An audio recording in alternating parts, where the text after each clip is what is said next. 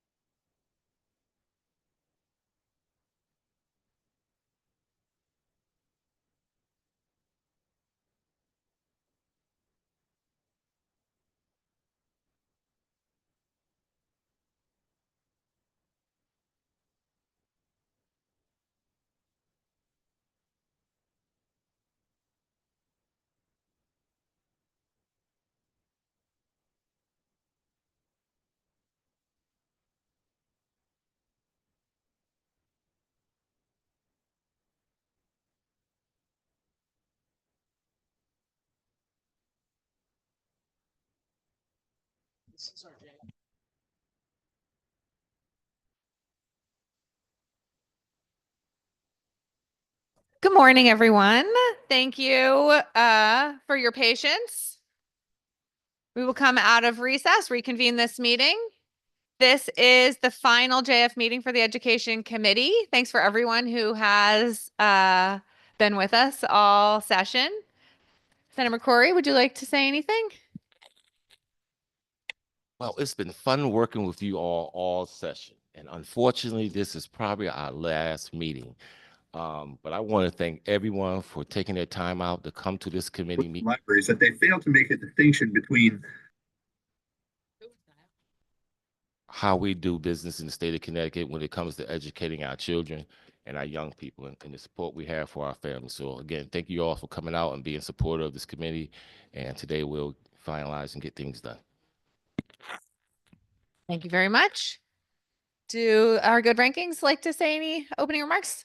Senator Berthel?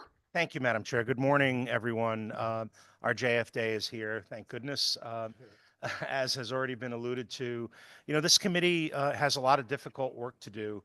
In all the years that I've been in the legislature and on this committee, I have said at the beginning of our work at every session, and I'll say it as the last day of our official committee work, that I don't think there's anything more important that's done in this building than what we do in this room, because we are protecting and ensuring the future of children and their right to public school education. So, so with that, I'll turn this over to my ranking in the House.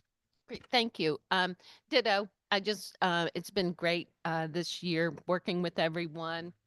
Hope to get some really good legislation out of here that's going to really make a difference with our children, get them in better places. So thanks to everybody for all of your hard work and looking forward to getting started. Thank you, Representative.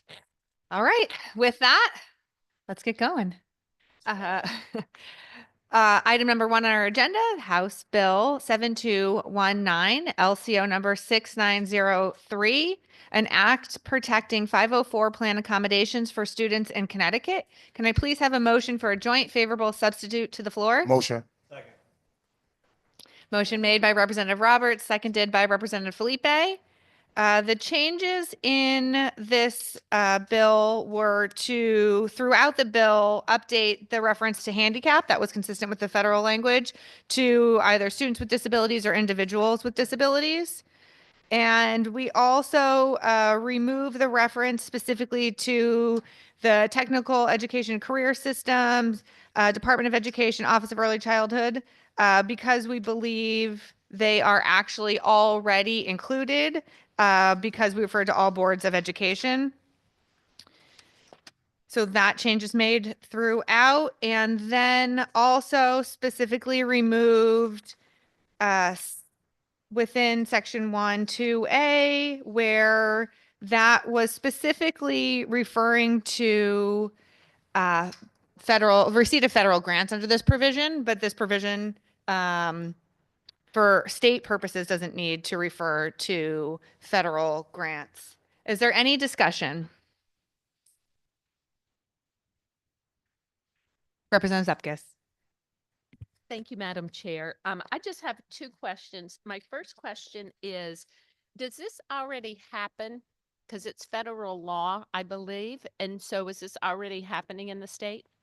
Yes, this is already happening in the state. Okay. And with these changes, is it going to cost the state any more money? So we've talked with our nonpartisan Office of Fiscal Analysis, and because there are no new provisions from what our districts are currently providing, there should not be a fiscal note. Great. Thank you. Thank you, Representative.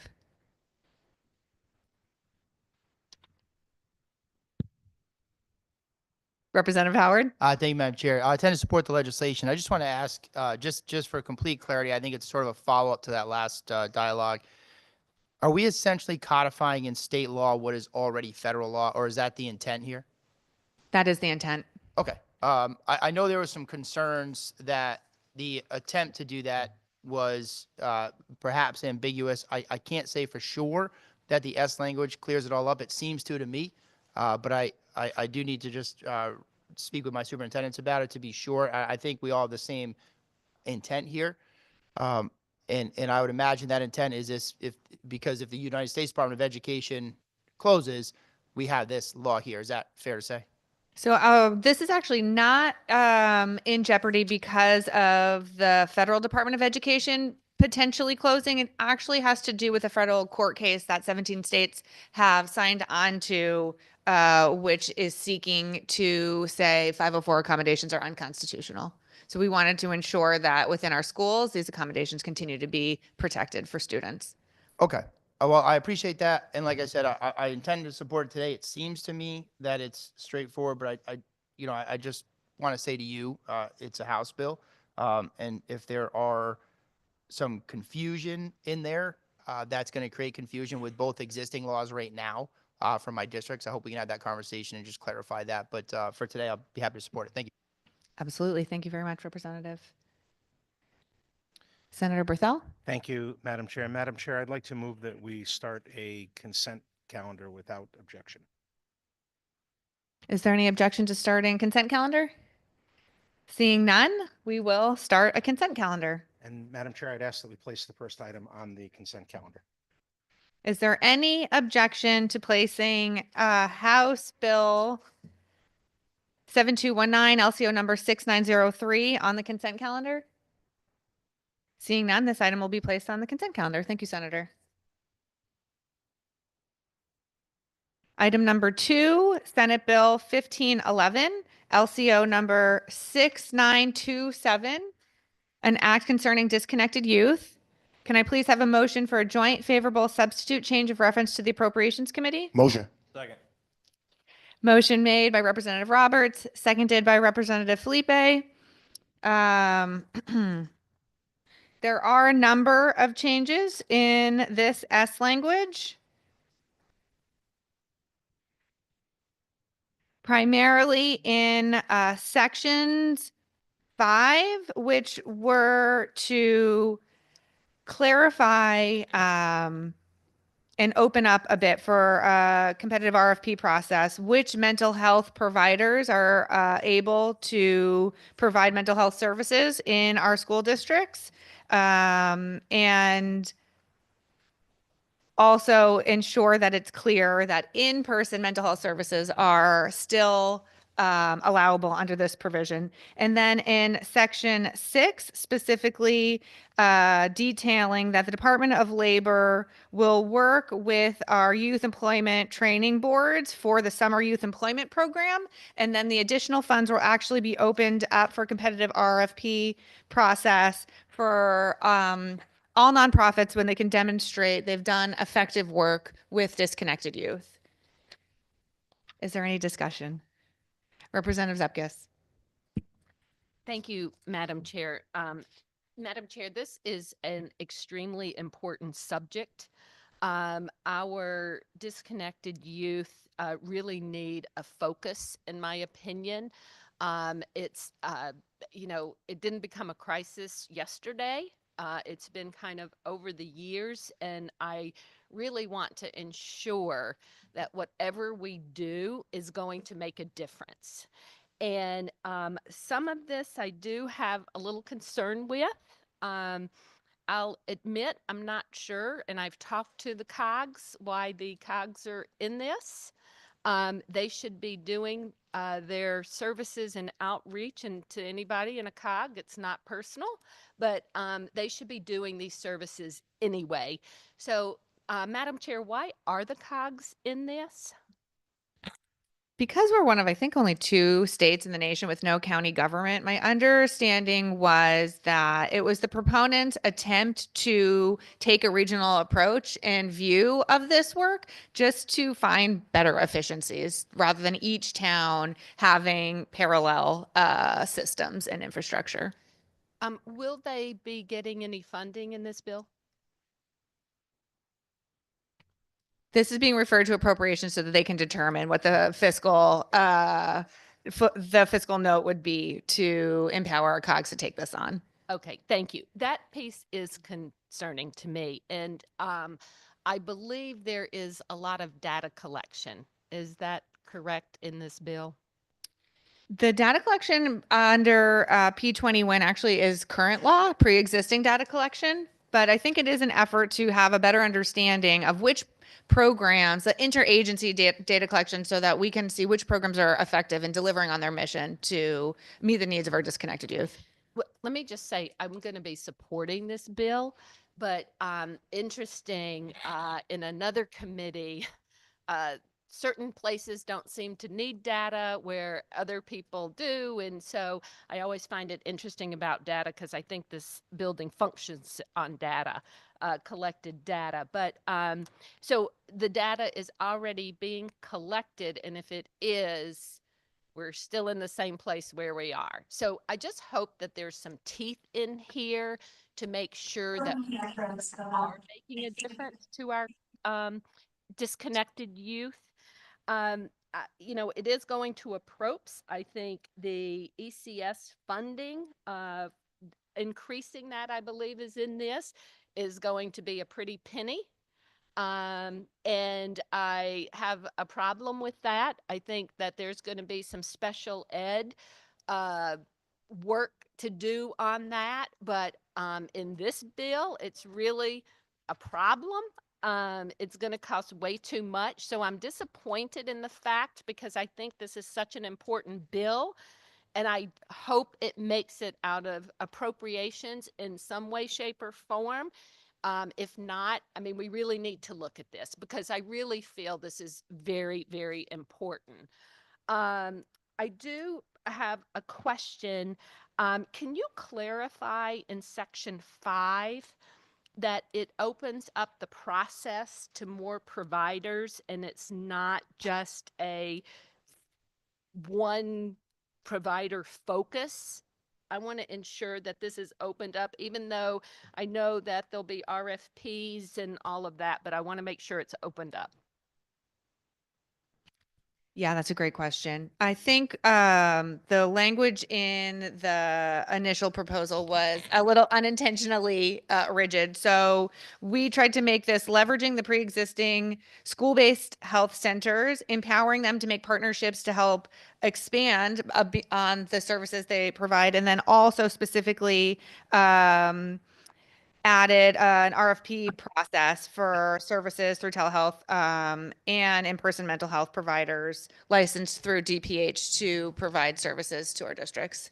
Thank you. Thank you. That is a good thing. And then just my last kind of comment is the last section where it's been added to a grant to nonprofits. I think nonprofits do, I'll say in most cases, a better job than the state government. But I think it's really important because there's some nonprofits, and I will use one, Domus. We heard from them. They take a family advocate and they stick with that student, that child 24/7 from ninth grade until they graduate. And that is what we need to make a difference in disconnected youth. My opinion, we collect data. We know what's going on. We don't need cogs again, nothing personal. We don't need cogs. We know what works. We just need to implement what works. And so with all that being said, because of those two new sections, that's why I'm supporting this bill. I hope we can get some work on it because with the funding and all, I just don't see it happening. And I would be struggling to support it. But thank you, Madam Chair. Thank you very much, Representative. Anyone else have any comments? Representative Khan? Hey, so I have some questions. I'll start on the, I will start on the public, the school-based health center portion, because I know we were just talking about that. So I know in the original language, there was some concerns raised by current school-based health centers that the language that we originally had, that it would kind of ice them out of what it was proposing. So I know some of that was addressed. I'm not sure if we can speak to, and I don't know if folks know, I know they had raised that they wanted it to be limited to in-state providers. They wanted it not to be the single school-based. And then there was something in here about it being it being limited to centers that had worked with districts of 50,000 or more, which we don't have districts of 50,000 or more. I don't know if that's still in there. So, and I have language in front of me, but I don't know how many of those concerns specifically from school-based health centers were addressed, if I can get an answer on that. Thanks, Representative Khan, for the question. Yeah, I believe addressed all of those concerns so that we made sure the providers are licensed through Connecticut's Department of Public Health. We're leveraging our school-based health centers where they exist, enabling them to provide services beyond just their school hour services. And then for districts that don't have a school-based health center, also allowed them access through an RFP for these services without the population of 50,000 or more criteria. Okay, all right. I have some concerns there still, but I will go on to the section 6. So what this is doing is it's expanding workforce grants to nonprofits. Am I correct? Yeah. Yes. And so I think the concern that I'm assuming that this is being done either one, or I guess I'll ask the question, is it being, are we doing this because we feel that the current workforce development programs that we have are not able to address, are not addressing, or is there more of a need? Like, what's the reason for the expansion? I'll let Senator McCrory address that. A very good question. No, I think the workforce boards have done a very good job in this bill, especially when it comes to summer youth employment and things of that magnitude. However, when you talk about disconnected youth, our disconnected youth range from ages 14 all the way to 21. And what we want to do with these competitive grant programs, like my colleague mentioned before, is many of these programs are doing an outstanding job.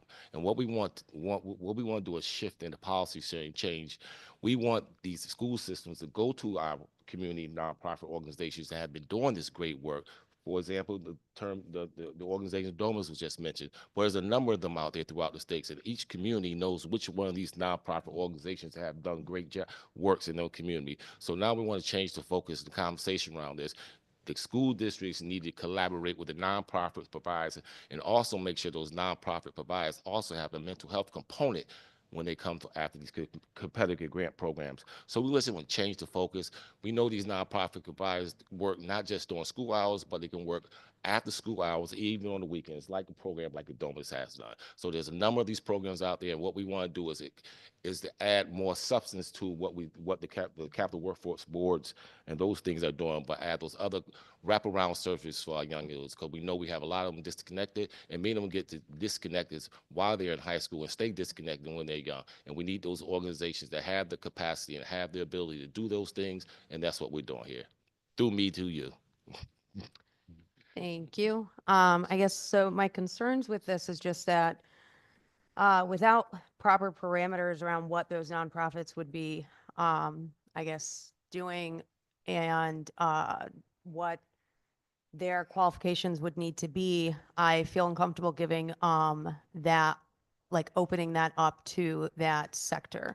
I think that it's great to have the opportunity for children to participate in programs outside of what we may currently have, especially if we feel that that may be something that we want youth to have more opportunities for.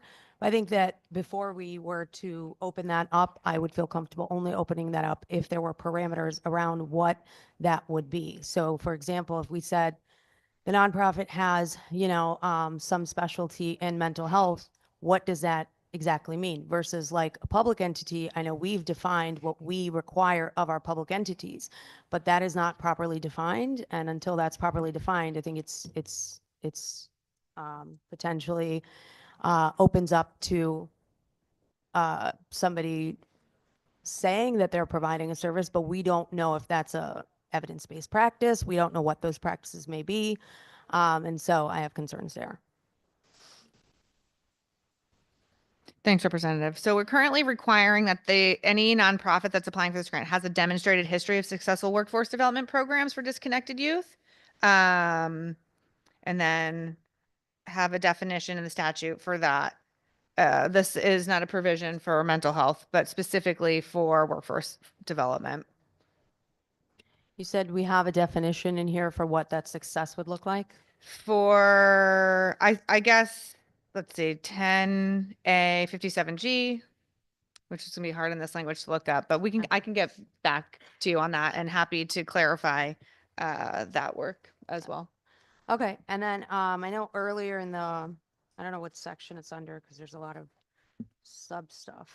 I think it's section 3, the data sharing. Same thing. I think that there's just not, for me, I don't feel comfortable with not having enough guidelines on what that looks like, what data. I mean, it says what data would be shared, but where that's going, how that's being used is not clarified. So I feel uncomfortable with data sharing, especially on youth. I'll just clarify that this data is only shared with the organizations that are the agencies that are part of P21. Okay. Rep. Comey? Thank you so much, Madam Chair.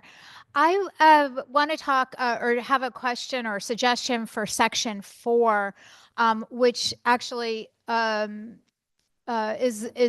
the section of the bill that Representative Zipkus brought up regarding the council, the Regional Council of Governments. And I understand the intent of doing things on a regional basis and you know, putting like-minded minds together for better outcomes.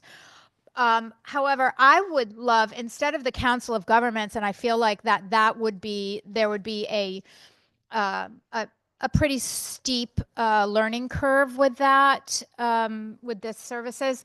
But this, in my district, in my region, anyways, we have something called the South Central Network of Care, which is a regional partnership that strives to build a system of network of care.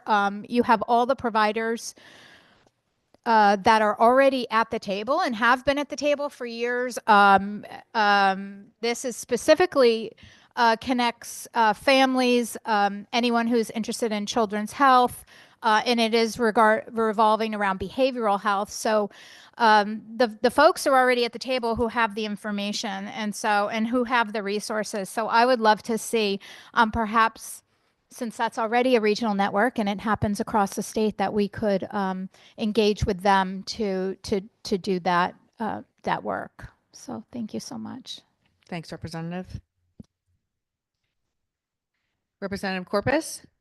Thank you, Madam Chair. I'm going to vote yes on this because I believe that the part that where we're talking about disconnected youth and the role that nonprofits can play in getting them back on track to a fruitful life in the workforce area is so important. I visited Domus this week. It's in Stamford. And a lot of the data we want to collect on disconnected youth has been already collected by a consortium of 7 nonprofits that stretch all the way across the state. They have all been privately funded. They have all been vetted by the Dalio Foundation. They all have long track records of success in this population. And I love that this bill puts a toe in the water as far as outsourcing some of this work to them. I actually see the entire disconnected youth framework of our state being better handled in the hands of nonprofits. These guys are in contact with the Stamford Police Station. When a troubled youth sort of shows up, they use their network to figure out who it is. They embrace that youth, and they really do things that I don't think we can ask our schools to do. So I think this is a step in the right direction. I would like to see an even bigger step in this direction by the time the bill hits the floor. Thank you. Thank you, Representative. Any other discussion? Representative Wieslander? Thank you, Madam Chair. I'm probably echoing many of the comments that have already been said.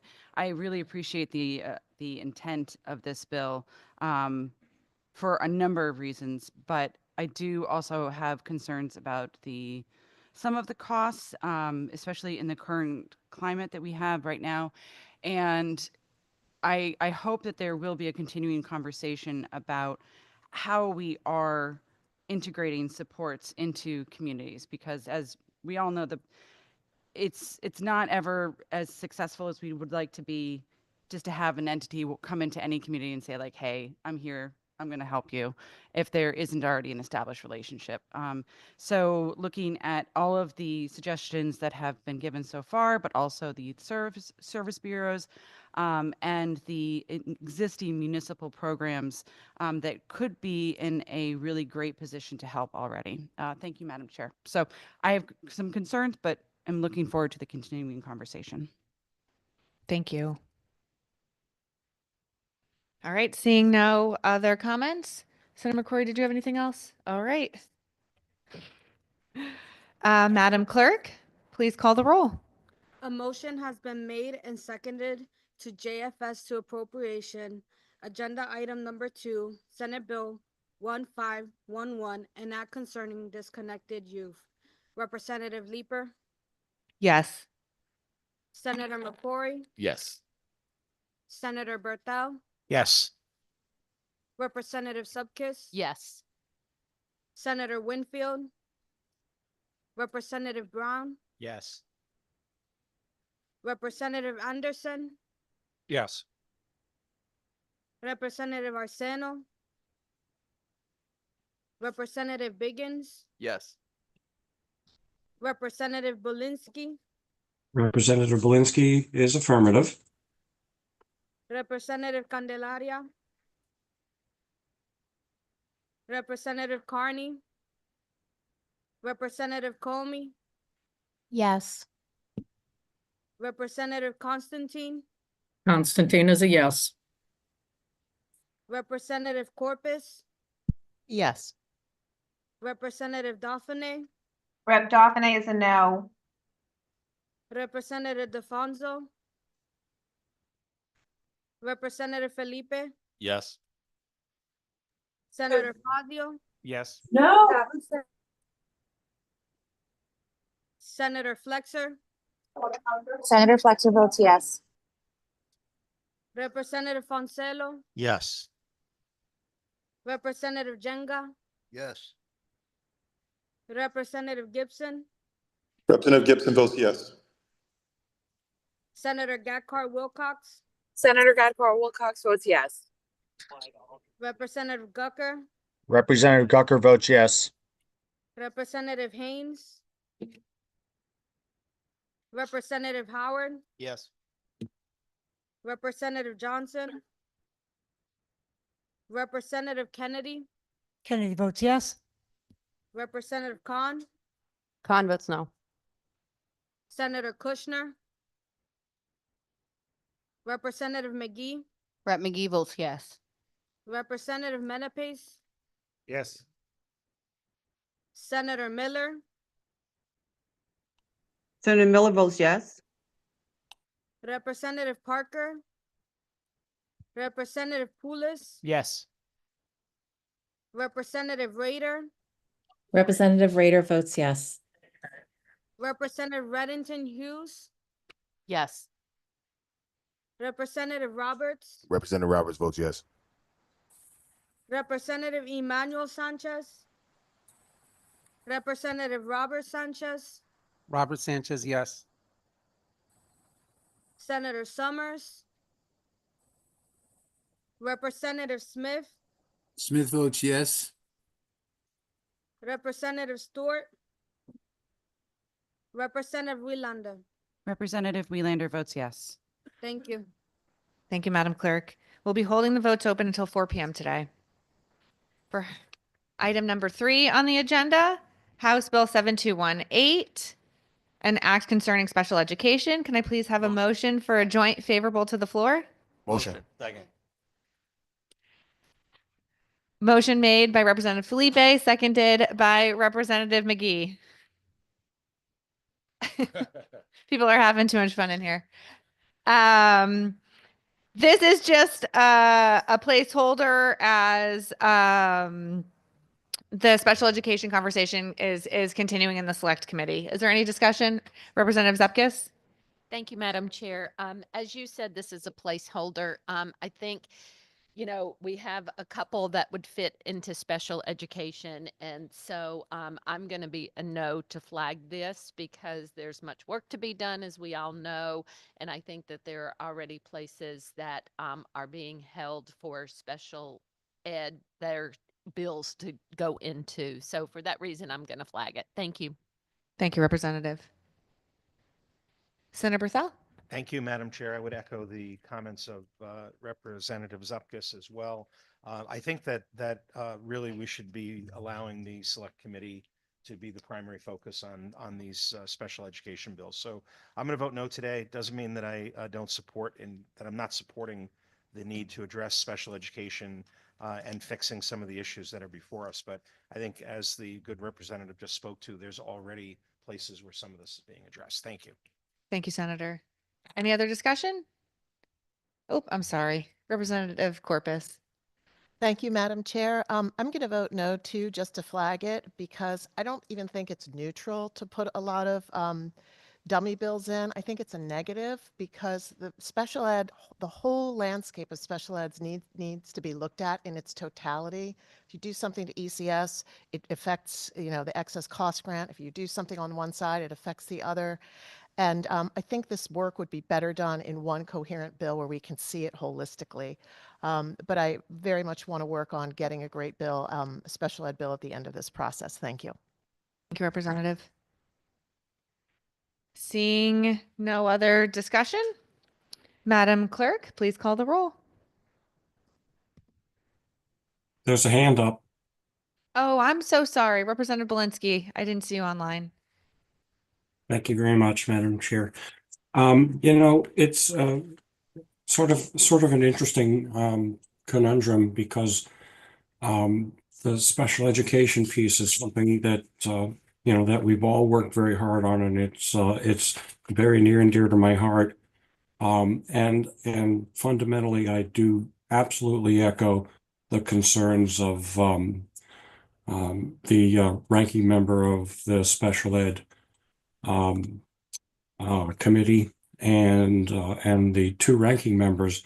However, because my hopes are that this is all going to come together and all this is a reference to appropriations, even though I don't know what the heck appropriations is going to be considering at this point, because there's nothing behind this bill except it's just being a dummy bill. I am going to take that leap of faith and I'm going to vote yes on advancing this bill and just reserve the opportunity to help steer and possibly get to the point where I vote yes on the entire package. So thank you very much, Madam Chair. Thank you very much, Representative. And just to clarify, this is not being referred to appropriations, just JF to the floor. Oh, well, okay. Well, I will move it forward anyway. It'll probably come to appropriations. Thank you. Thank you. Seeing no one else online, Madam Clerk, please call the roll. A motion has been made and seconded to JF to the floor, agenda item 3, House Bill 7218, and not concerning special education. Representative Leeper, Yes. Senator McCrory, Yes. Senator Berthel, No. Representative Zupkis, No. Senator Winfield, Representative Brown, Yes. Representative Anderson, No. Representative Arceno, Arceno votes yes. Representative Biggins, Biggins votes yes. Representative Belinsky, Polanski votes a hopeful yes. Representative Candelaria, Representative Carney, Carney votes yes. Representative Comey, Yes. Representative Constantine, Yes. Representative Corpus, No. Representative Dauphiné, Rep. Dauphiné votes no. Representative DeFranzo, Representative Felipe, Yes. Senator Fazio, No. Senator Flexer, Senator Flexer votes yes. Representative Foncelo, No. Representative Jenga, Yes. Representative Gibson, Representative Gibson votes yes. Senator Gakar Wilcox, Senator Gadkar Wilcox votes yes. Representative Gucker, Representative Gucker votes yes. Representative Haynes, Representative Howard, Yes. Representative Johnson, Representative Kennedy, Kennedy votes no. Representative Khan, Yes. Let me call you right back. Senator Kushner, Representative McGee, Yes. Representative Menapes, Yes. Senator Miller, Senator Miller votes yes. Representative Parker, Representative Poulos, Yes. Representative Rader, Raider votes yes. Representative Reddington Hughes, Reddington Hughes votes no. Representative Roberts, Representative Roberts votes yes. Representative Emmanuel Sanchez, Representative Robert Sanchez, Robert Sanchez, yes. Senator Summers, Representative Smith, Smith votes yes. Representative Stewart, Representative Wielander. Representative Wheelander votes yes. Thank you. Thank you, Madam Clerk. We'll be holding the votes open until 4 p.m. today. Item number 4 on the agenda, Senate Bill 1512, LCO number 6934. An act establishing the School District Accountability Review Board. Thank you. Thank you. I was about to summarize. Can I please have a motion for a joint favorable substitute to the floor? Motion. Motion made by Representative Roberts, seconded by Representative Felipe. Now I will summarize the S language changes.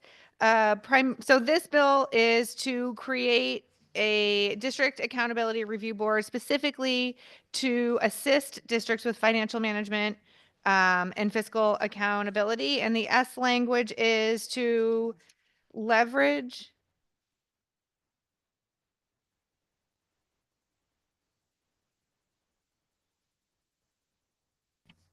for the record that this LCO number is 6934.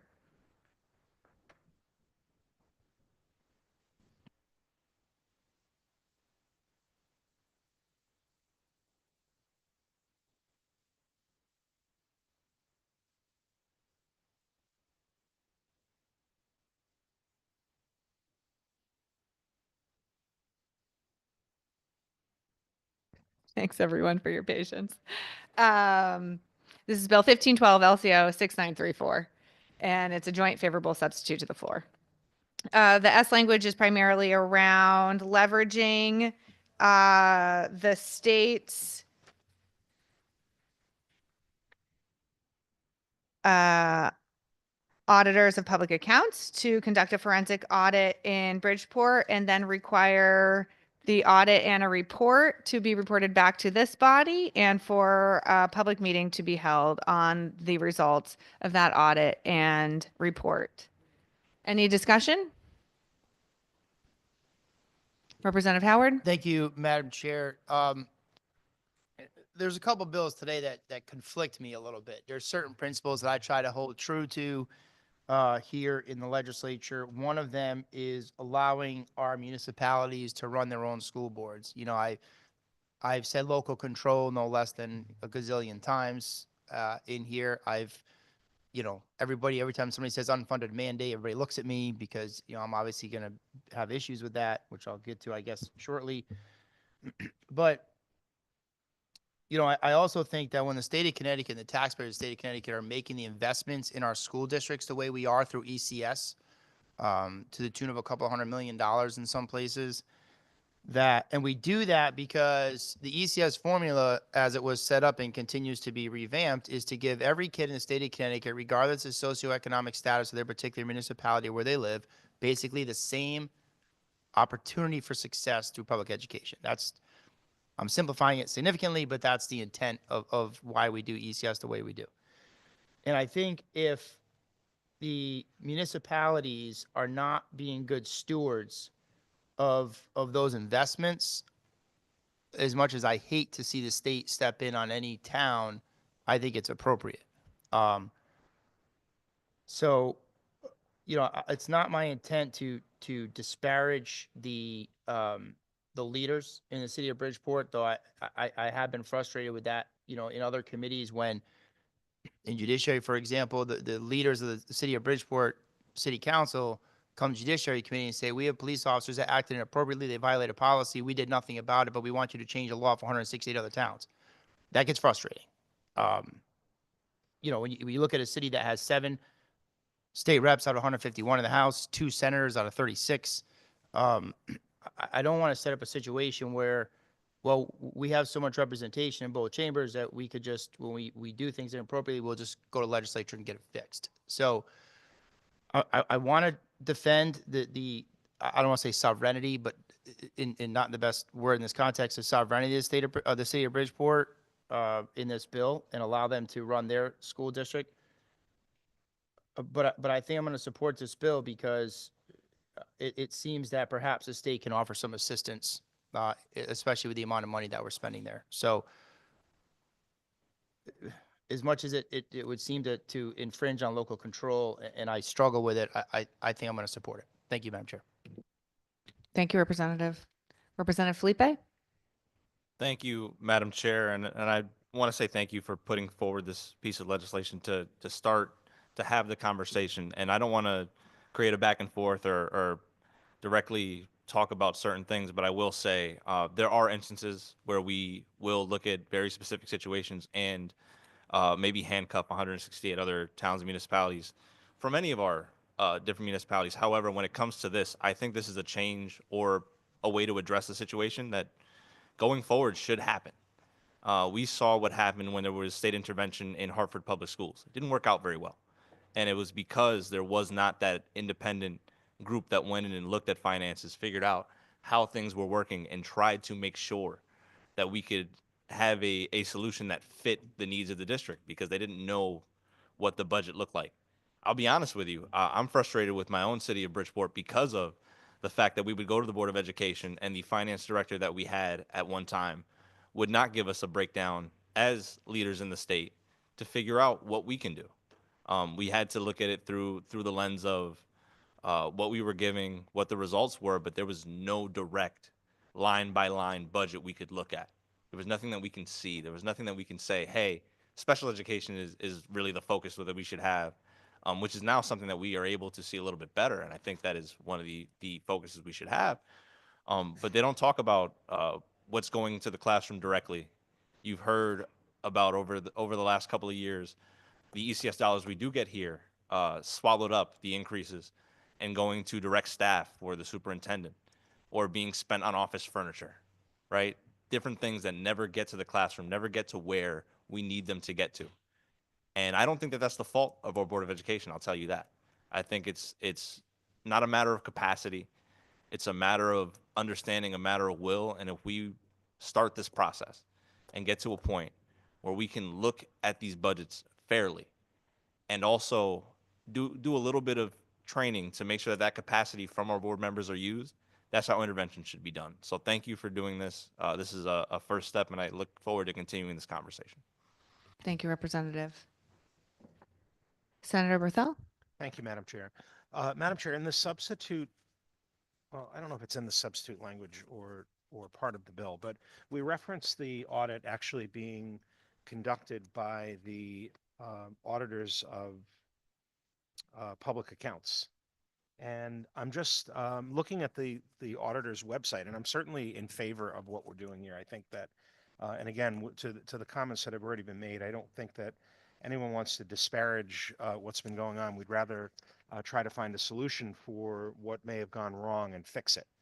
But in my very general reading of the charge of the state auditors, they are to provide independent, unbiased, and objective opinions and recommendations on the operations of state government.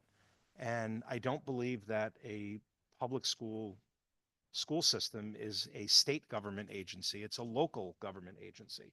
So I just want to make sure, and again, I'm supporting the bill, but I don't know if we need to, we may need to fix something here and perhaps extend some powers to the auditors at some point if they are not, in fact, within their purview to conduct an audit of a local government versus a state government.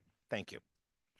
Thanks, Senator. This is a little bit of a different ask, but the auditors of public accounts are under the purview of the legislature, and we were trying to avoid a large fiscal note with what would otherwise be a forensic audit by a private auditor, and happy to continue to engage in more detailed conversations with our auditors of public accounts about how they could administer something like this. Thank you, Madam Chair. And let me just be on the record as saying that I think our state auditors do remarkable work, and we'll get down to the last grain of sand in an investigation.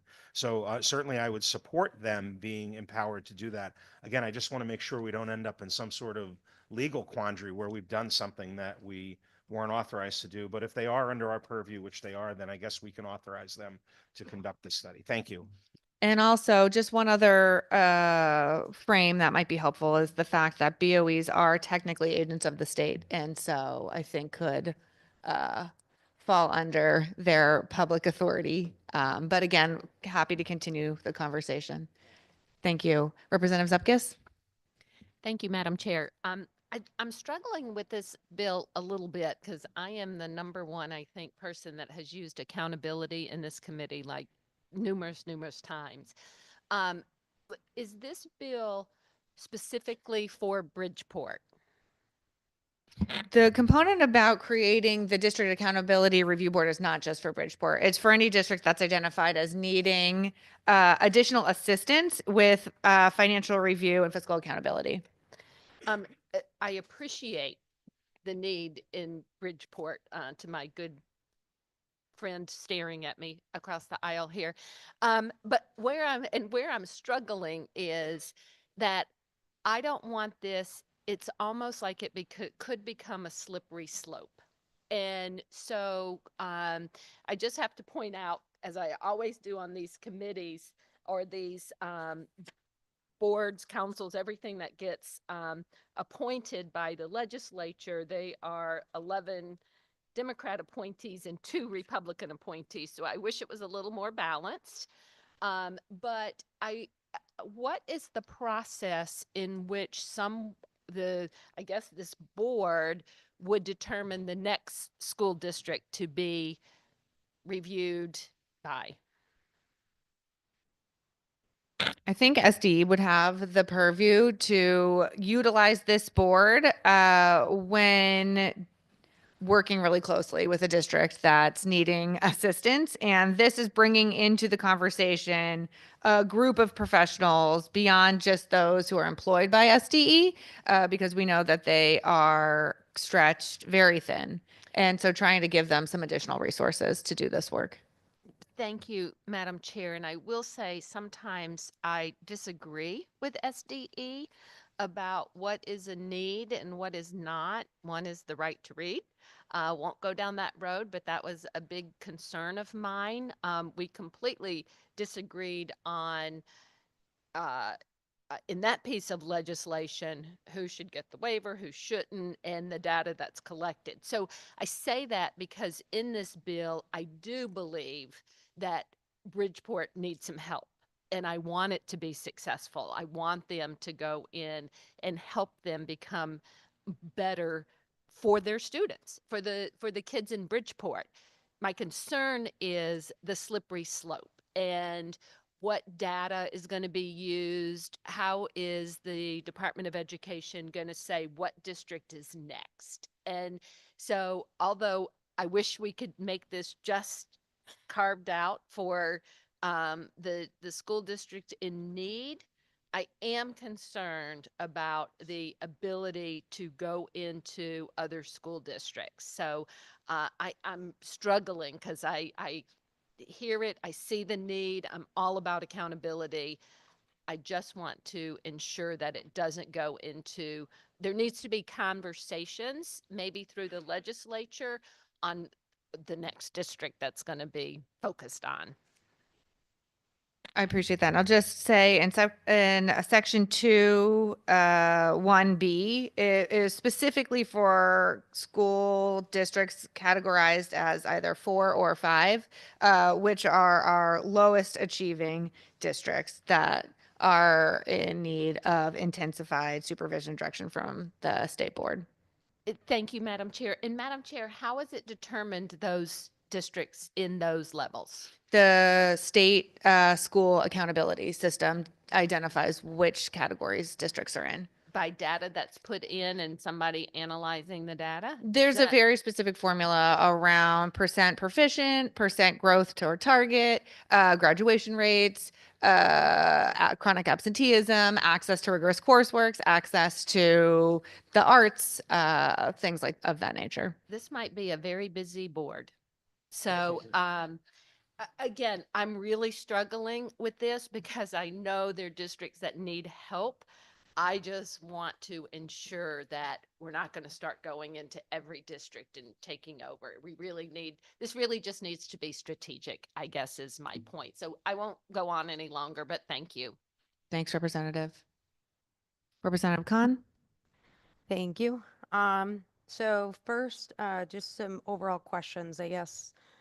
I know that it was mentioned, I guess, that we have ECS that was created to level the playing field. But I just want to point out, we have not fully funded some of the schools that are due for full funding for ECS. So until we have fully funded our schools, to put parameters around accountability, I think is unfair. That's one. And then the question I have, I guess, so this is in section 2, under number 2. I don't know if it's easier to say the line number, but it says specifically that, and I guess it would be this body, this board, that they would identify schools for reconstitution as may be phased in by the commissioner as state or local charter schools, innovation schools, or schools based on other models for school improvement. So the way I'm reading that is that this body could take a local public school and force it to be reconstituted as a either charter, innovation, or a school based on another model. Just want to clarify. And if that's not it, then I just want to know what that specifically is referencing. I believe this is existing language.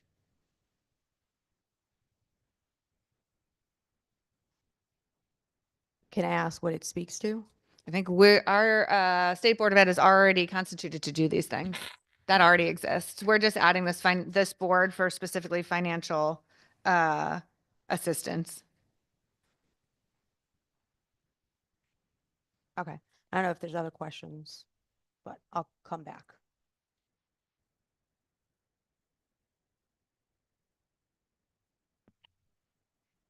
Are there any other questions?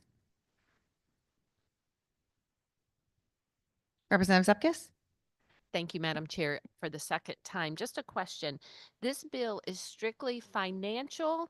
I thought I heard, and I apologize, I'm not sure who said it, reading scores, graduation rates, those things. So I want to just make sure that what this is specifically. So this bill's adding this new district accountability board, review board, to provide technical assistance. The question I previously answered with about reading scores and growth to target all of that was to the question that was asked about how a district gets identified as a category 4 or 5 school. Okay, so technical means what?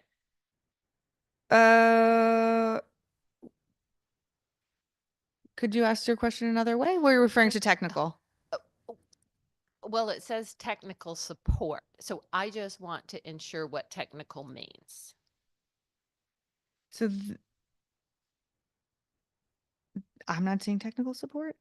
Financial management of school okay. district, fiscal accountability of the board's budget. So just finances. Great, Correct. thank you, thank you. Next representative. Representative Kennedy? Thank you, Madam Chair, and I apologize if this is a redundant question, but you know, when we did introductions way back in the beginning, the most important thing to me is making sure every child has that opportunity to reach their full potential. And I'm not trying to call out the specific city, but just clarify me, these policies are already existing?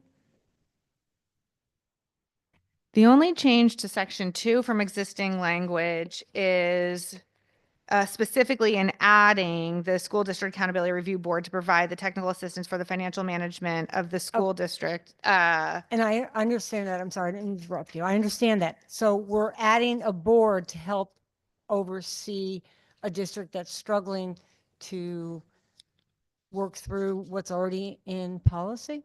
Just for the technical, we're adding a board just for the category 4 or category 5 schools that require the financial accountability assistance for their Board of Ed budget. Okay, and I apologize. And we are adding finances to it as well? It is specifically for financial management of the school district and fiscal accountability of the board budget. And if you could you explain how that financial assistance is going to help each individual student?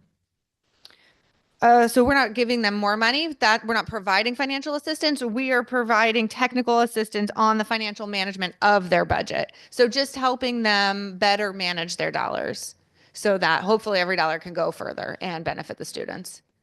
Okay. And again, I want to make sure that that the level of intervention in this board is going to have this biggest impact on every single one of those students. That's who I care about the most. So I'm going to flag this bill today as a no. And I really hope we'll continue a lot of conversations because making sure each of those students is getting everything that they deserve and through their education is most important to me. Thank you, Madam Chair. Absolutely, Representative. The purpose of this bill is to help our districts ensure that they are spending their money as wisely as possible to have the greatest impact for every student. I think Representative Belinsky online has a question. Yes, thank you very much, Madam Chair. My concern is similar to a couple that have been addressed already about just exactly what the authority is going to be and what district will be next. And I think you've done a very nice job of answering those concerns for me. And Rep. Felipe certainly did an incredible job articulating the absolute need to desperately, put that Bridgeport district back on track, which makes me want to be a yes, very much. So, but one thing that just sticks in my mind is that this is deja vu for the Bridgeport district. So I haven't heard anything yet, aside from giving financial advice, that actually has an accountability component to it. For instance, we did forensic audits on Bridgeport schools a decade ago, and we found all of these things, and then they chose not to abide by it, and now we're right back where we started. In the meantime, to Rep. Kennedy's concerns, that's 10 years that we've, been neglecting the needs of our students. So how do we get a district that is identified as being in financial distress to follow the recommendations of the state auditor? Because my experience with the auditor is that they are incredible. They actually helped me recover some misappropriated money from a Sandy Hook charity a few years ago. They're wonderful, but when they produce an audit today,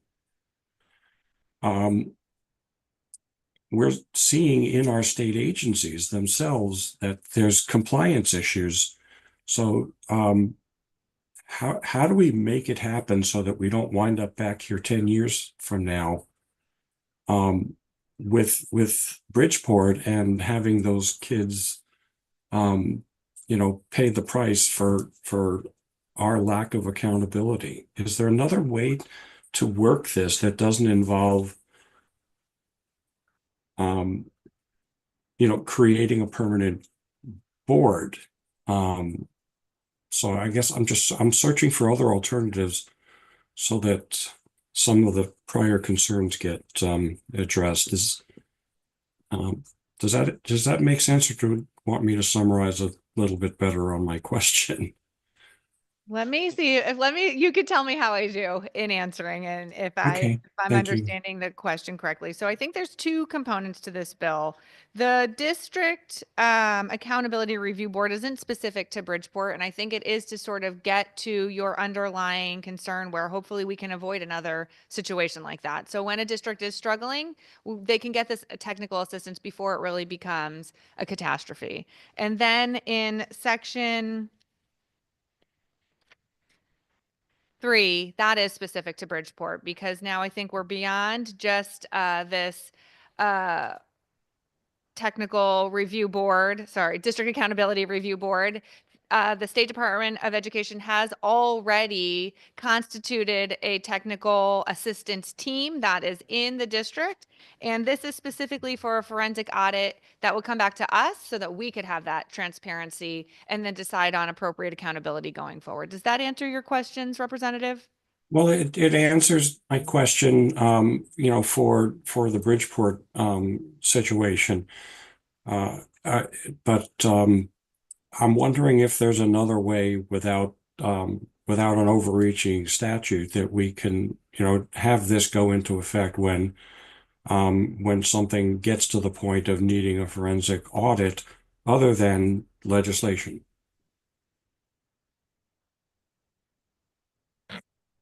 I welcome any suggestions. Thank you, Representative. It's a tough one. I was going to be a no on this, but Rep. Felipe, I think I'm gonna go with this and be a yes today, and just keep an eye on it. So thank you very much, Madam Chair. I appreciate you listening to my 8-minute question. Thank you very much, Representative. Any other questions? Oh, so I'm sorry, Representative Haynes and then Representative Reddington Hughes. Thank you, Madam Chair. Clearly, this probably needs some more work, and hopefully we'll continue to work on it, and that's what I'm hoping for, and I would like to vote yes out of the committee today. I guess maybe to what my colleague has been asking for is, in regards to this, maybe if there's a way to put in part of the solve, right? So we're looking for answers, we're looking for accountability, but we don't have the other piece of it that says once we've come up with a certain situation, what do we do next? What are the next steps? And if we can put in some next steps as to, I understand that the SDE is doing this technical team that's in there with Bridgeport, and that's great. And I appreciate their efforts down there, and I hope everything works out for Bridgeport. But again, we're talking about going forward and having this board in place to do these things. We need to know what they're going to do and how they're going to do it. I do have one question, though. Do you know how many districts are currently in the level 4 and 5? How many of these are we working on? Obviously Bridgeport is maybe at the top of the list, but what are the other ones kind of in the pipeline? How many are there? I don't have that number in front of me, but we could get that. And I don't think being a 4 or 5 necessarily triggers the District Accountability Review Board, but it is necessary to get access to the Accountability Review Board. But we can certainly get the number of Category 4 and 5 districts for you. Okay. Again, for the simple fact of having the if you're talking accountability, and we have districts that are at 4 and 5 and they're troubling, districts, and they're struggling, and we're looking to take care of the kids. And financial management of a school district is so highly important. We want every dollar to be spent on the kids. I don't have a problem at all going to those 4 and 5s and saying, okay, where's the money going and how can we better spend it to help the kids? So I'm all for this. I think we need to put more clarifying, accountability structure in place to help those districts that clearly need the help for the kids, bottom line. So thank you, Madam Chair. Appreciate you. Thanks very much, Representative. I just want to recognize this is obviously tricky. We're trying to find a way to provide some additional support for our districts that we know need it, and not saying that this is perfect, certainly. So welcome people's feedback and suggestions. Representative Kennedy. Thank you for the second time, Madam Chair. And just looking at the language again, and I align my remarks somewhat with Representative Haynes. We need this done sooner than later. And so I do note in lines 38 and 39 that the appointments will be made by September of 2025. I would love to see that date changed to a little sooner than that so that they could be ready for the 25-26 school year. This is a board that's going to be very important to these districts that need this help, and especially the one particular town we have spoken of, because we owe this to all of our students to get this done. So I welcome further discussions on this and hope we can get this, because as I look further down, the report's not due until the following January of 26. So I see this of more of an urgency to get it done. So if we could, that chance September date could be sooner, I would love that. Thank you, Madam Chair. Thank you, Representative. Representative Corpus, did you have a question? Great, thank you. Oh, Representative Reddington Hughes, are you, I'm sorry. Anybody else? Thank you, everyone. Madam Clerk, please call the roll. A motion has been made and seconded to JFS to the floor. Agenda item 4, Senate Bill 1512, an act establishing the School District Accountability Review Board. Representative Leeper, Yes. Senator McCrory, Yes. Senator Berthel, Yes. Representative Subkis, Yes. Senator Winfield, Representative Brown, Yes. Representative Anderson, Yes. Representative Arceno, Arceno, yes. Representative Biggins, Representative Belinsky, Representative Belinsky, yes. Representative Candelaria, Representative Carney, Carney votes yes. Representative Comey, Representative Constantine, Constantine votes yes. Representative Corpus, Yes. Representative Dauphiné, Rep. Dauphiné votes no. Representative DeFranzo, Representative Felipe, Yes. Senator Fazio, Yes. Senator Flexer, Senator Flexer votes yes. Representative Foncelo, Yes. Representative Jenga, Yes. Representative Gibson, Representative Gibson votes yes. Senator Gatkar Wilcox, Senator Gatkar Wilcox votes yes. Representative Gucker,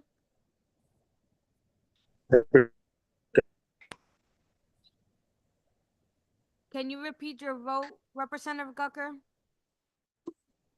Representative Gucker votes yes.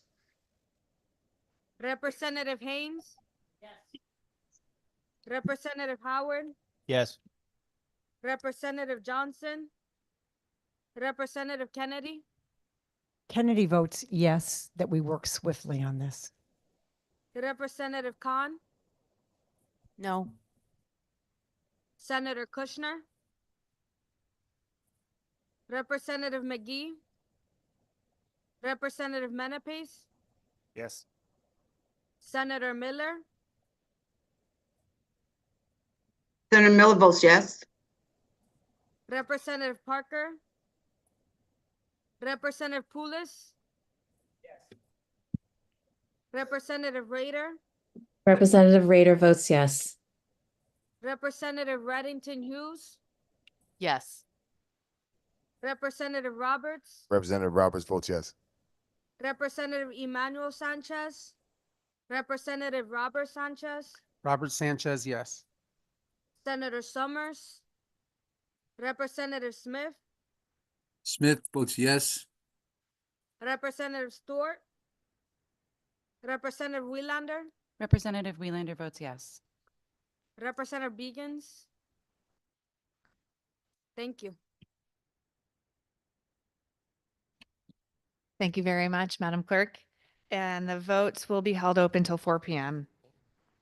For item number 5 on our agenda, Senate Bill 1349, LCO number 6916, an act concerning the charter school approval process. Can I please have a motion for a joint favorable substitute change of reference to the Appropriations Committee? So move. Second. Moved by Senator McCrory, seconded by Senator Berthel. I am going to hand it over to my good co-chair to summarize the substitute language. Absolutely. Thank you. Okay, I'm going to summarize each section of this bill. It's about 4 sections, not that complicated.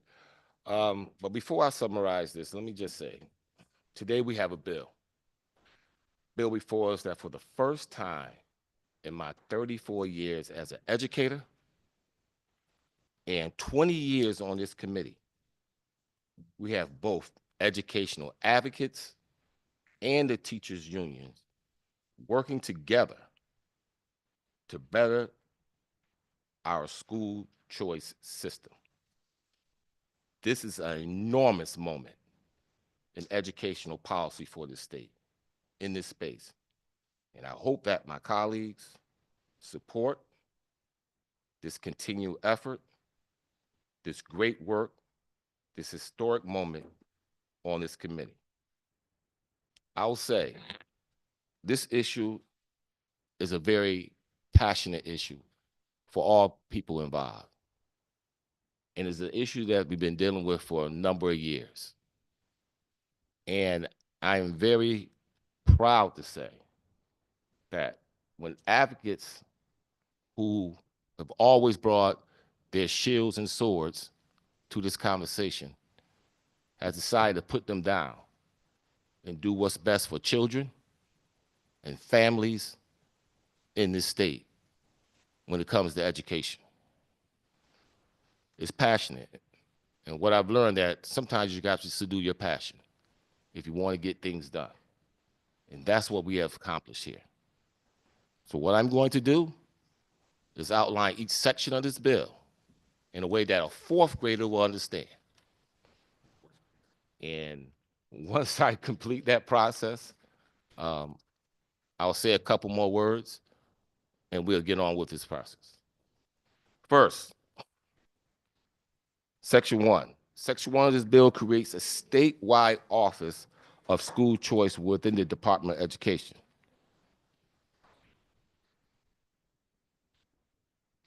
The office will be in charge of ensuring a streamlined, transparent, accountable, and predictable process of approving or renewing any charter school application. You know, we hear from families, we hear from communities, teachers, advocates that this type of support will ensure that only the best schools are approved in collaboration with communities. The office will also publish key charter documents, budgets, bylaws, hearings, governance, transparency for this operation. We have spoken to the commissioner and assured her that we do not expect her to do this on her own, and we will find the resources that are needed for this office so that the transparency and accountability and the predictability will be to guide her work. Section 2 of this bill will task this new office with issuing a report on improving the process for transparency and communication and other key elements of our laws by recommending the best practices from other states and engaging families, teachers, and leaders of communities in these conversations. Section 3, which is a topic that many of us have been discussing, and we want to be very clear on this process. Section 3 of this bill will clarify that there is one charter approving body in this state, and that is the State Board of Education. And the legislator is the only body in charge of appropriations for this or any other state funds. And under the spell, it will maintain its power to fund charters or not. This is very important because the current language regarding initial certification by the state board and final certification by the legislature is arguably unconstitutional, and it blurs the line between the responsibilities of the executive branch and us. Paragraph 2 of section 3 of this section also helps us understand where resources for charters that are not public dollars are coming from, including federal, state, and other sources, by ensuring that these resources are approved in an open process by the governing authority of a charter school, which is a public body and subject to the laws of transparency. Currently, under the laws we have, there's not transparency. Paragraph 3 of section 3. Currently, charter schools are only located in Alliance and Commissioner Network schools. These are the school districts that are least funded in the state. These are the school districts where you have the lowest reading scores. These are the school districts where 70% of the vacancies in these states are located. These are the children we're referring to. But with this part, in this paragraph, we're going to decolonize charter schools by taking away the requirement that they only have to exist in Alliance and Commissioner networks. As the state move away from this antiquated way of talking about communities and children, it's important that we stop pitting poor children against other poor children, fighting for scraps in a way that we've been doing for years. All public education models should be working together to create the best for our children and our families. And finally, Section 4 addresses the long-standing teachers' unions' concerns related to how it is that we streamline student enrollment, tracking student data, where they might move, how we ensure that teachers are protected, and how we promote collaboration within districts. This section creates a robust annual report and review provisions that address the long-standing issues that many of our unions have expressed to us. You know, I'll just say this in closing.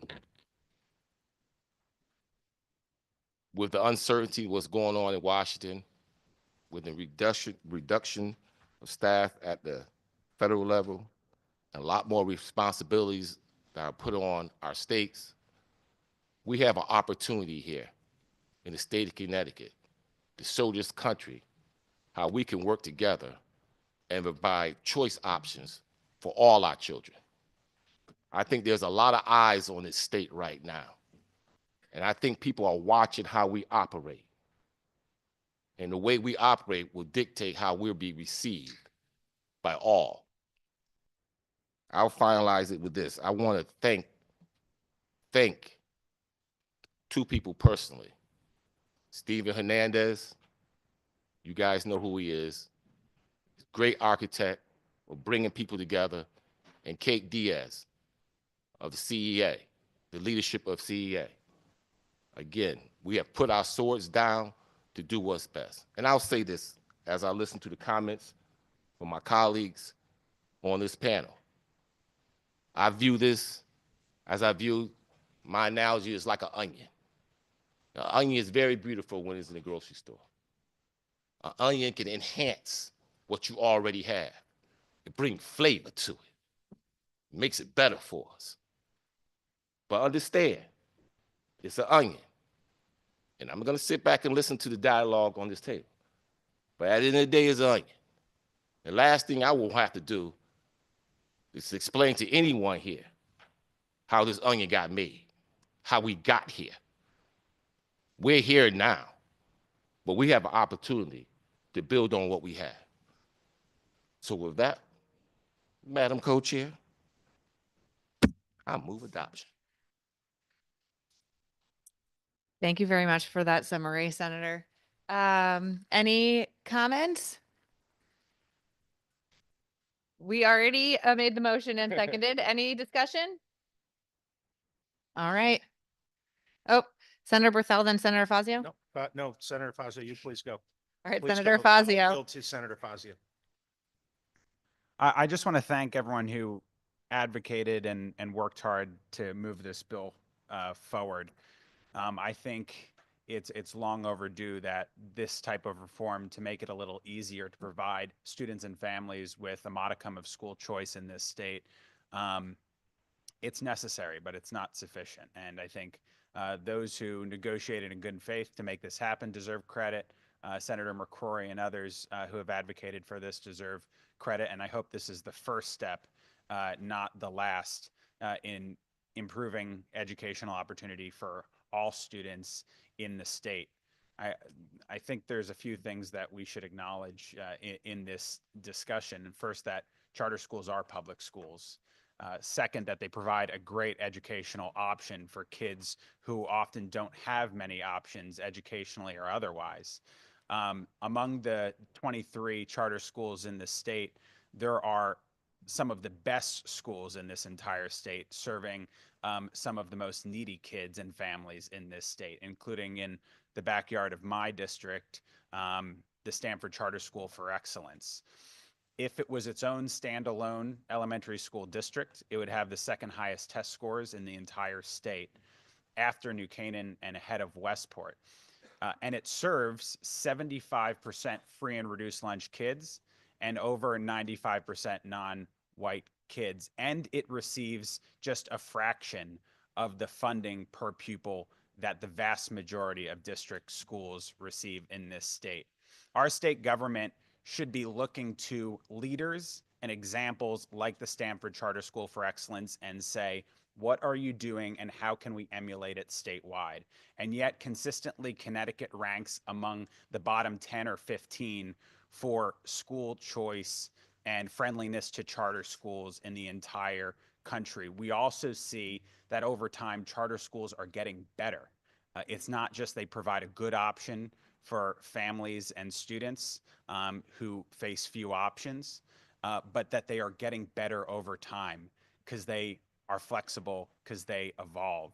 And our policy should acknowledge that. I saw an interesting comment from Dr. Steve Perry recently, who's the founder of the Capital Schools, served Bridgeport and other cities in Connecticut and New York. And he said on X, it's easier to open a weed spot in Connecticut than it is to open a charter school. Since 1996, 23 charter schools have opened in Connecticut. Over 85% of charters in Connecticut are outperforming district peers. Since 2021, over 50 weed spots have opened. They want us high, but not highly educated. I think that's pretty poignant. We're making it easier to open weed stores than we are to open charter schools and provide a great educational option for kids. Hopefully this policy today makes it a little easier to provide great educational opportunities for kids with few options. But I hope it's just the first step, not the last. Thank you. Thank you, Senator. Representative Zepkis. Thank you, Madam Chair. Madam Chair, I just wanted to share a little story. I do go into all types of schools, and I happened to be invited quite a few years ago into a charter school in New Haven. I live close to New Haven, so it's convenient. And so I went, and I go, and when I walked into the gym, and there were fifth graders, and they were all lined up around the basketball court. And so I'd never been to a charter school, so I walk in, and they all said hello, and I stand in line.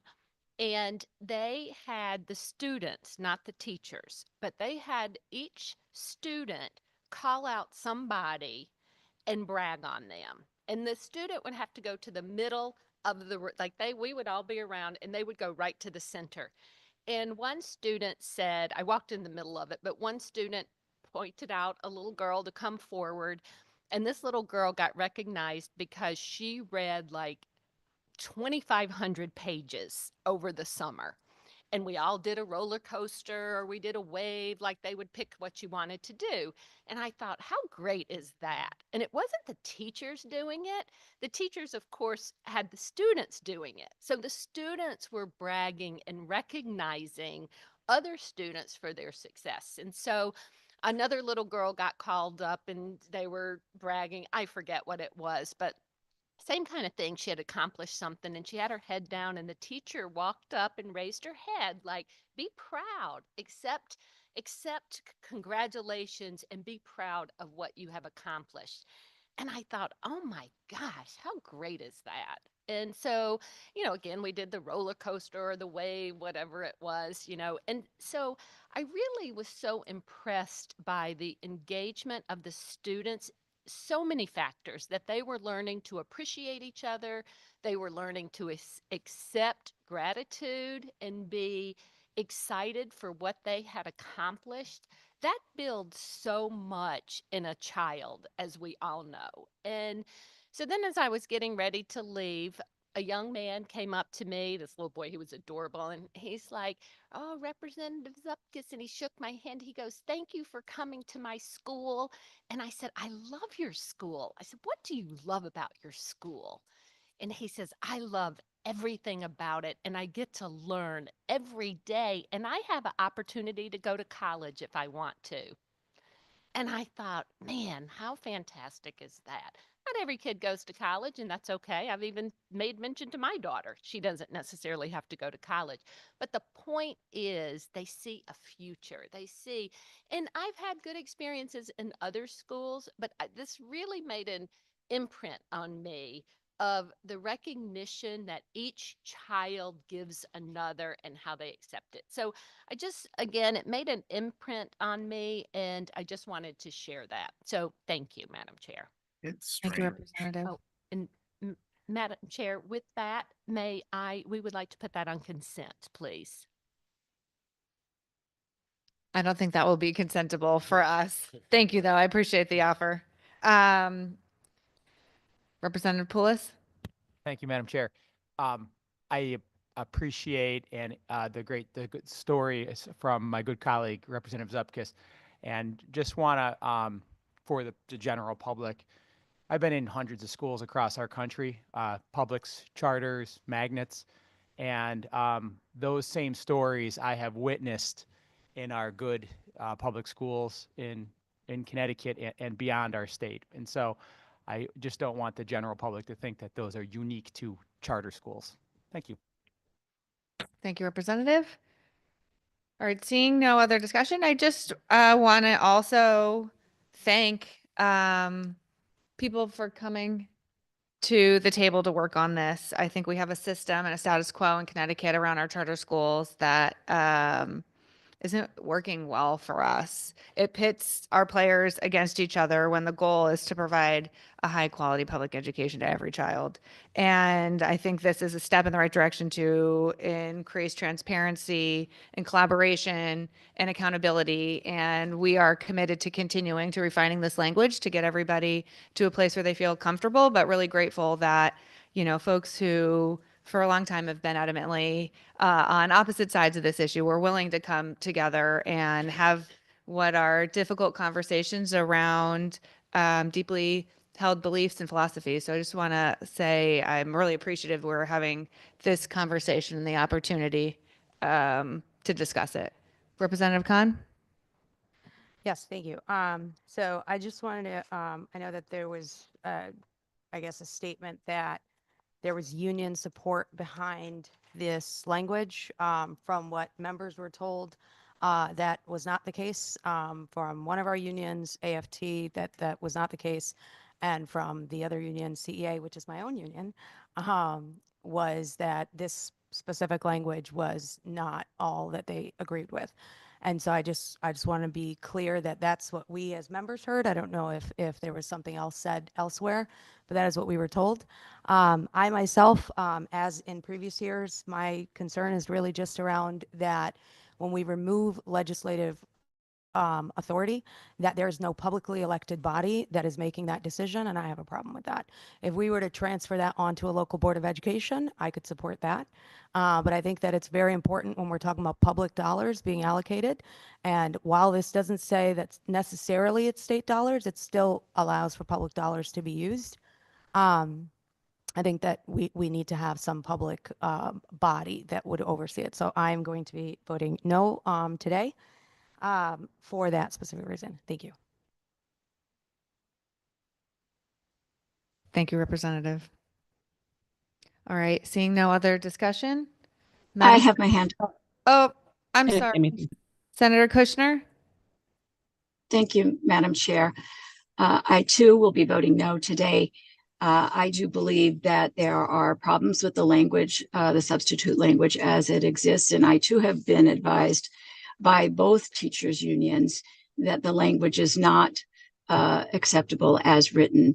And so I know there's probably been some last minute confusion around that. Hopefully that can be cleared up. But I too agree with Representative Khan. I have grave concerns about the impact on our local school districts, particularly my local school district in Danbury. And I've been outspoken on this in the past, and I continue to hold those concerns and objections. So I will be voting no. Thank you, Senator. Senator Gadkar Wilcox? Thank you so much, Madam Chair. I also wanted to flag the concerns that I saw from both as an AFT member myself, from particularly the strong objections from the AFT, and then the written objections that I saw from the CEA as well. And then also just to, raise my concerns about accountability and the transparency piece here, but particularly those objections. So I just wanted to make note of that. Thank you. Thank you, Senator. Representative Sanchez? Thank you, Madam Chair. So I'm going to vote yes today to get this out of committee, but I haven't had any discussions with CEA or AFT. So you're hearing me. After this vote, please come see me. Thank you. Thank you, Representative. All right, Madam Clerk, please call the roll.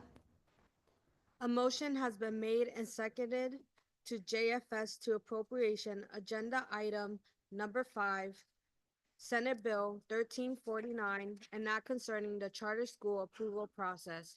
Representative Leeper, Yes. Senator McCrory, Yes.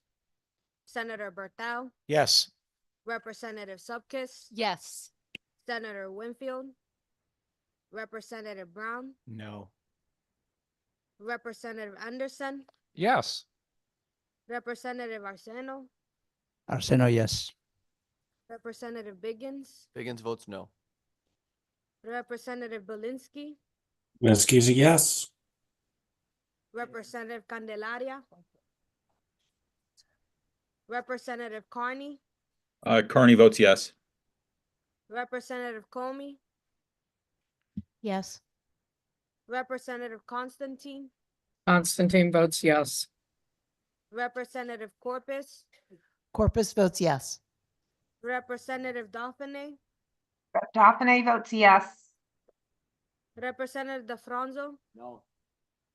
Representative Felipe, Yes. Senator Fazio, Yes. Senator Flexer, Representative Foncelo, Yes. Representative Jenga, Yes. Representative Gibson, Senator Gadkar Wilcox, Senator Gadkar Wilcox is no. Representative Gucker,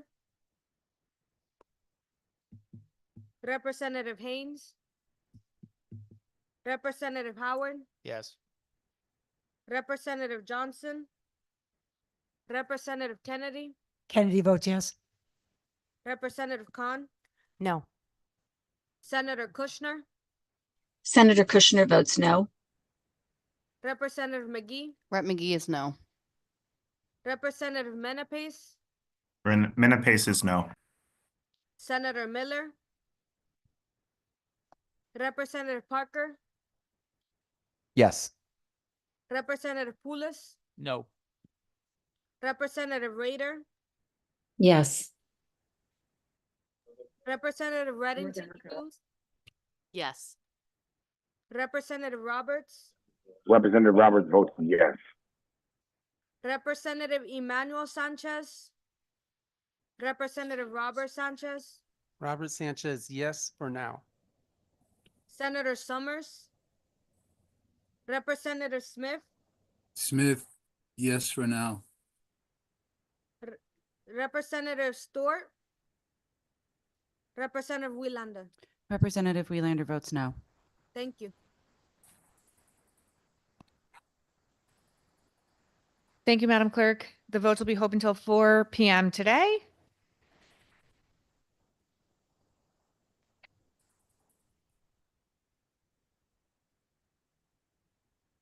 Sorry. Next, item number 6, Senate Bill 1458, an act concerning changes to the Commissioners' Network of Schools and Alliance District Program. Can I please have a motion for a joint favorable to the floor? Second? You have to say it. Second. Moved by Representative Candelaria, seconded by Representative Parker. Any discussion? Not a word. I'm sure he knows what.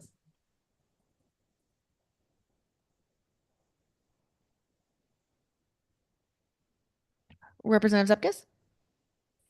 Thank you, Madam Chair. We would like to put this on consent, if possible, please. Any objections to putting this on consent? Seeing none, Madam Clerk, please add Senate Bill 1458 to the consent calendar. For item number 7, House Bill 7011, LCO number 6910, an act concerning student statewide assessments. Can I please have a motion for a joint favorable substitute to the floor? Motion. Second.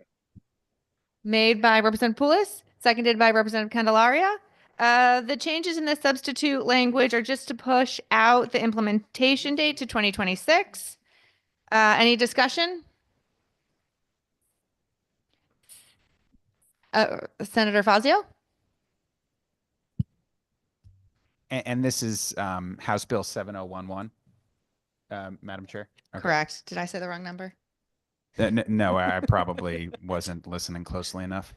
So the premise here is to reduce the number of state mastery exams rendered to students in grades 3 through 8. Is that correct?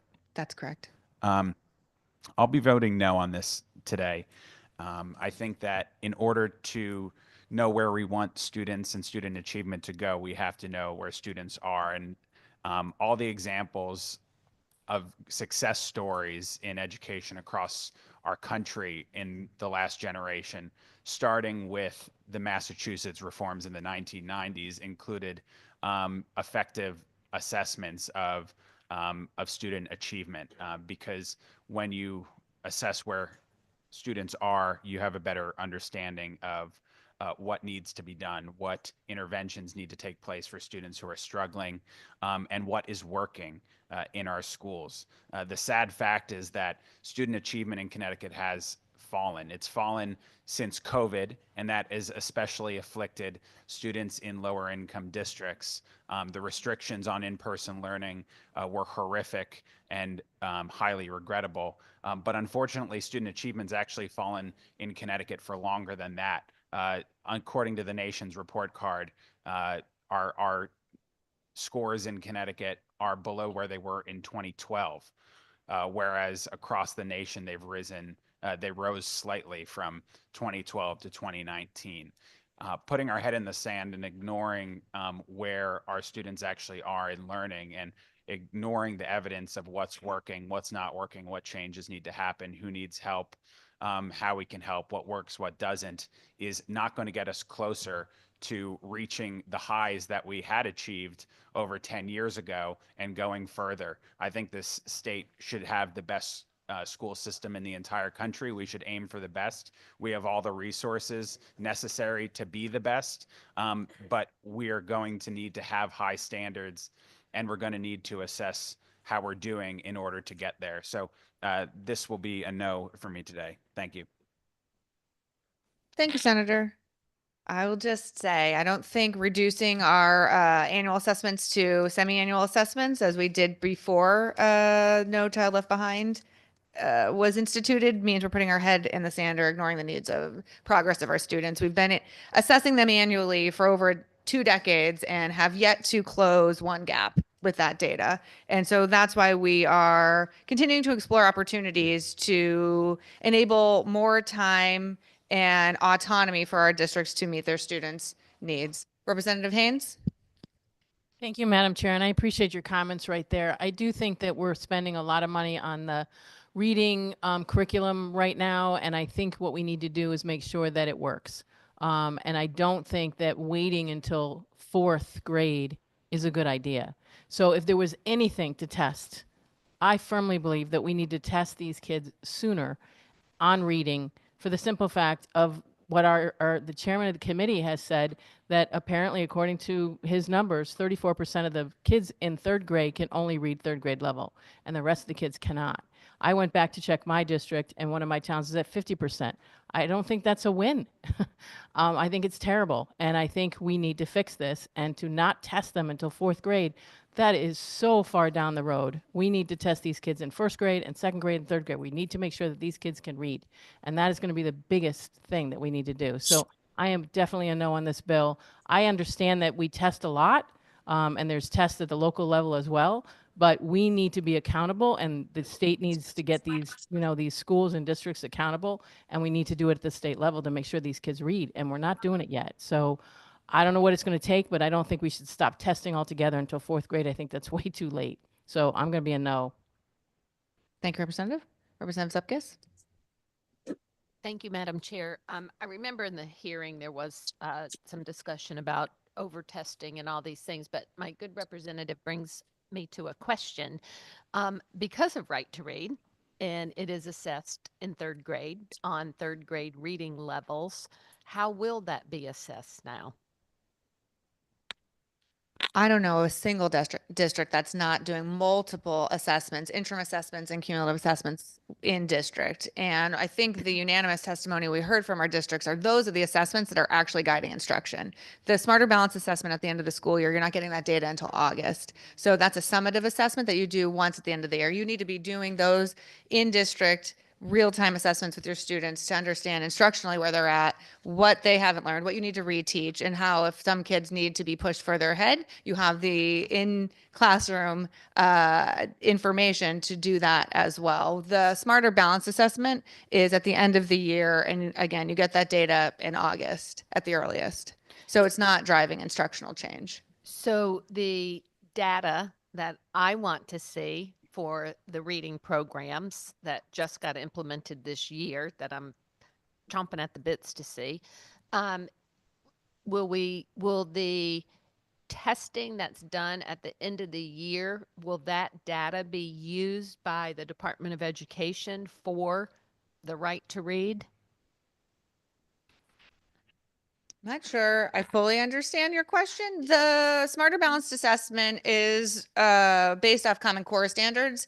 The Right to Read Science of Reading curriculum is intended for better literacy instruction. So in theory, and hopefully also in practice, our students will be performing better on Smarter Balanced Assessment, but they're not the same program. So my question is, I'll try to make it really simple. My question is, there was a reading curriculum that must be purchased by certain school districts due to the level of kids in 3rd grade, they're reading on grade level. My question is, if we take this testing out of 3rd grade, what will happen to the data that is supposed to be gathered from the 3rd grade reading level? Does that make sense? So we wouldn't have smarter balanced ELA assessment data for third grade under this provision. If And- people feel very strongly about having third, fifth, seventh being the correct grades, I think that's certainly an appropriate conversation I'd be open to. We, in this language, put fourth, sixth, eighth, because that was the Connecticut mastery test schedule that existed before No Child Left Behind required annual assessment. Yes, thank you. And I appreciate you being willing to work. I just want to make sure we've put this huge reading onerous process on our schools, and they have to be data driven and it's accumulated from the schools. I just want to make sure that because they're having to do this, that the right data is collected to ensure we're making progress on the right to read. Thanks, Representative. I forgot to get her food. I went to the restroom and I was leaving. Senator Kushner, you might want to mute yourself. Representative Wieland. Thank you, Madam Chair. I think we all want to have our students be as successful as possible. We all want them to be able to read from the time that they can. Third grade is a great point to test where they are in their phonics and their recognition skills. And sure, let's start that process, maybe not in fourth and look at third. But the number of standardized tests that have been added to the requirements, mandates for our schools has gone up by a huge number. And I was going through my notes trying to find them from the hearing, but the number of weeks that are spent preparing for, practicing, testing in our schools now from a very early age is absolutely outrageous, I think. And what we are not recognizing, I think, in this moment right here, is that if we are able to take away a few of our standardized tests and give the teachers the ability to teach, they will be doing a daily assessment on those students. That's what they do. They go to school for decades, sometimes it seems like, in continuing education. They have advanced degrees. Their job is to assess their students every day and try to meet them where they are and help elevate them. And if we are able to take away another requirement on our schools and our classrooms so that the teachers can do that personalized daily testing and assessment through just reading a book together. Let's have a reading circle. Let's assess where we are. It doesn't have to be a formal process. It doesn't have to cost our districts hundreds of thousands of dollars to purchase a very specific test. I mean, this isn't just about the right to read process. And it's so expansive and exhaustive. And on top of that, we have students who are experiencing an absolutely insane amount of increased anxiety over these tests. And we have young children who are having panic attacks in schools, in elementary school, because they're trying to do star math and they're just not able to do it. Or they're trying to do one type of assessment that they don't know that every time they get an answer right, it gets harder for them, which is different than another assessment where it's just an even layer. So there's so much that goes into these testings, and I think we can't put the entire balance and sheet of our schools' success levels, quote unquote, down to these standardized tests. So I am so excited to be having this conversation in an actual proposal because we need to have our schools get back to teaching and not be forced to do some of these things. And if we have the chance to make a change here, I am fully supportive of it. Thank you, Madam Chair. Thank you, Representative. Representative Brown? Thank you, Madam Chair. On this particular bill, the educator in me is going to come out right now. First and foremost, I am Mr. Brown, high school social studies teacher, and I want to think of it from that perspective.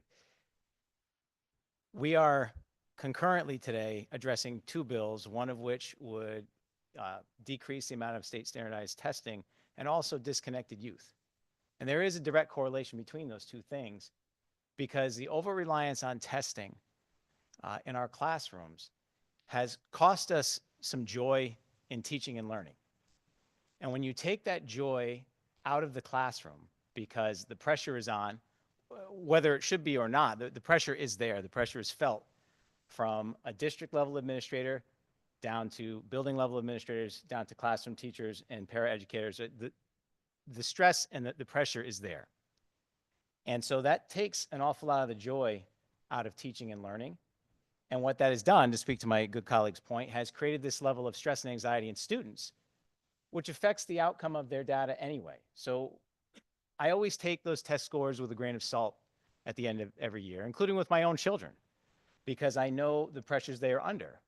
You know, they come home and talk to me about what school is like for them, and one of them in particular has a very tough time with testing. And so I would ask that we consider trusting the professionalism of the educators in the classroom who are on a daily basis assessing the level of their students and assessing the level of need their students have. They have a good read on how students are doing.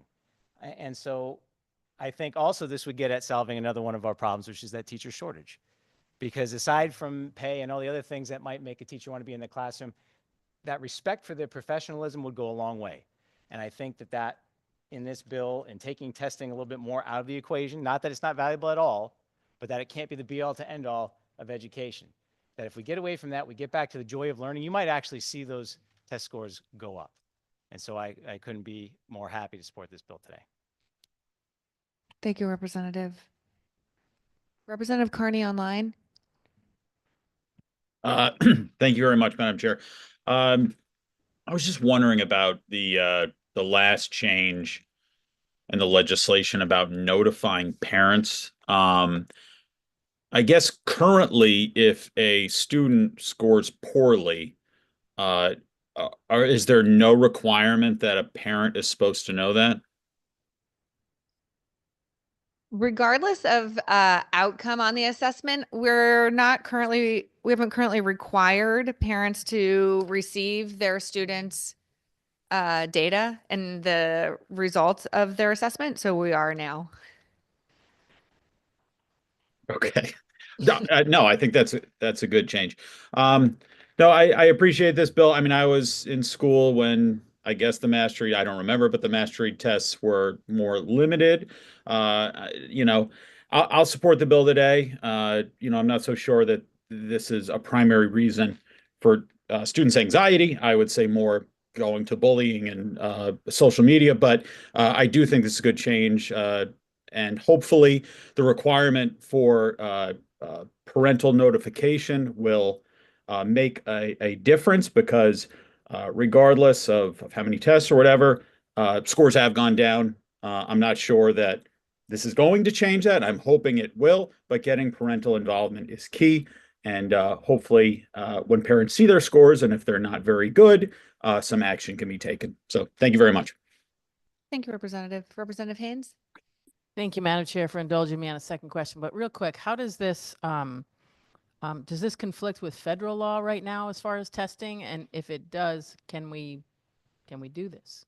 Yeah, so currently, although the Federal Department of Education is clearly in flux, this hasn't been explicitly overturned, but I think there is clearly an opportunity for us to apply for a waiver, and that the administration has been very clear that they want to hand education back over to the states. And I think this is a really unique opportunity for us to be leaders and decide what we think is best for Connecticut students and go to the federal government with a waiver that defends that.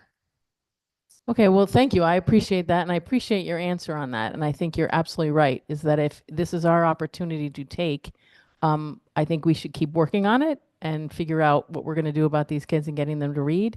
Maybe fix that one little tweak of the bill. So I appreciate it. And I'll flag it today, but maybe it'll be a yes on the floor. Thank you. Appreciate that. Thank you, Representative Haynes. Representative Howard? Thank you, Madam Chair. Madam Chair, I actually intended to not speak on this, but I feel compelled now. So let me start by saying that if you were to go to Wesley High School in Rhode Island and pull my transcripts from high school and look at my test scores and look at what I've done in my life for the last 25 years, I think you would see a stark difference from what you expected to see to what I turned out to be. I'm just going to do this for a minute. I've been a police officer for 23 years. I've been in EMS since I was 14 years old. I don't know the amount of people are alive today, literally because of what I did for them. And I don't mean bringing them back from being dead, from cardiac arrest. That is certainly a high number. Multiple AED saves. And I'm not going to sit here and brag for a long time, except to say that there's a huge impact that I believe that I've made in my community and certainly in my 5 years in the legislature. As many of you know, if you watch me in the chamber, I don't sit in my seat for very long. I just can't. I'm 44 years old and I still can't sit still for long periods of time. So if you want to tell me that I have to sit down and listen to you talk to me and then I have to take that and put it on a test and answer questions, it's not going to go well. And for 4 years, it didn't go well. But I don't think that makes me unintelligent, and I don't think anybody is suggesting that. We've heard a lot about reading, right? Like the ability to read. I would suggest that every one of my colleagues in the legislature can read. However, many of them choose not to. They vote on bills that they just didn't read. So just because you can read doesn't make you any useful if you choose not to. What we do in our schools and what we've done for the last 20 years is we have sit kids down and said, if you cannot learn the way we teach you and do well on a test, you will fail. Now, nobody maybe said that in words, but that's what happened, right? But when I was a 17, 16, 15-year-old kid, this may not surprise some of you, I bucked the system, and I bucked it a lot. I was going to do what I thought was right, and I was going to do what I wanted to do. A little bit easier when you're 44 than it is when you're 16, right? Got me into some trouble. Thank God my parents never gave up on me. But I sit here before you today. I have 2 sons in 8th grade and 10th grade. And, you know, people say to Shane all the time, how do you live with Greg? And her immediate response is, I live with 3 Gregs, right? Because my 2 boys are exactly like me. So when they come home and their grades are a C+ or a C-, is your homework done? Did you turn in everything that you were supposed to turn in? Did you study for your tests? Did you do the best that you can? Because if algebra is not your thing, fine, you could be successful in something else. If science isn't your thing, fine, you could be successful in something else. But I have certain standards that I want them to meet. Kind, respectful, putting people above themselves, care for others, those foundational skills that'll make them successful, not their ability to put the right answer on a test. I think the teachers in my district, though I have disagreements with some of them sometimes, know their students. Nobody's talking about not doing assessments. Nobody's talking about not deciding where our kids are. But to do an assessment and get the data later, and half the time, by the time it comes back, my kids are out of that teacher's care at that point anyway. So I trust my teachers, where my sons are, to do an assessment in real time, understand their learning abilities, in the way that they learn. And they don't have disabilities. I'm fortunate. They're healthy boys and whatnot. But, you know, to give the teachers that answer in real time and let them address the needs of what those kids are in real time, and not trying to get those kids to answer the best questions on a test or to be a good test taker. Because the truth is, it doesn't matter if you're the best test taker in this building or any other walk in life. The truth is, how well can you learn what you're good at and excel at that and be a contributing member of society? So I would submit to you today that some of our most powerful legislators in this building, taking us alone, if you gave them a test on the process alone, half of them would probably fail it, let alone the content of the bills. That doesn't make them ineffective legislators, right? They get the job done. They represent their districts. So, you know, as I said, I put this bill in for 3 years. It's a bit personal to me, but it's also because students and teachers alike came to me in my first term and said, you know, we got to get rid of these. And I'll be honest, I opt my kids out of them. You know, it's not necessary. And I think that we could do a lot better for our kids in a lot of different ways. And I thank you for listening to me. Thank you, Madam Chair. Thank you very much, Representative Howard. Seeing no further discussion, Madam Clerk, please call the roll. A motion has been made and seconded to JFS to the floor. Agenda item 7, House Bill 7011, and act concerning student statewide assessments. Representative Leeper, Yes. Senator McCoy, Yes. Senator Berthel, Yes. Representative Supkis, Yes. Senator Winfield, Representative Brown, Yes. Representative Anderson, Yes. Representative Arseno, Representative Biggins, Biggins votes yes. Representative Belinsky, Representative Belinsky is a yes. Thank you, Rep. Howard. Representative Candelaria, Representative Carney, Carney votes yes. Representative Comey, Yes. Representative Constantine, Constantine votes yes. Representative Corpus, Corpus votes no. Representative Dauphine, Rep. Dauphine votes no. Representative DeFranzo,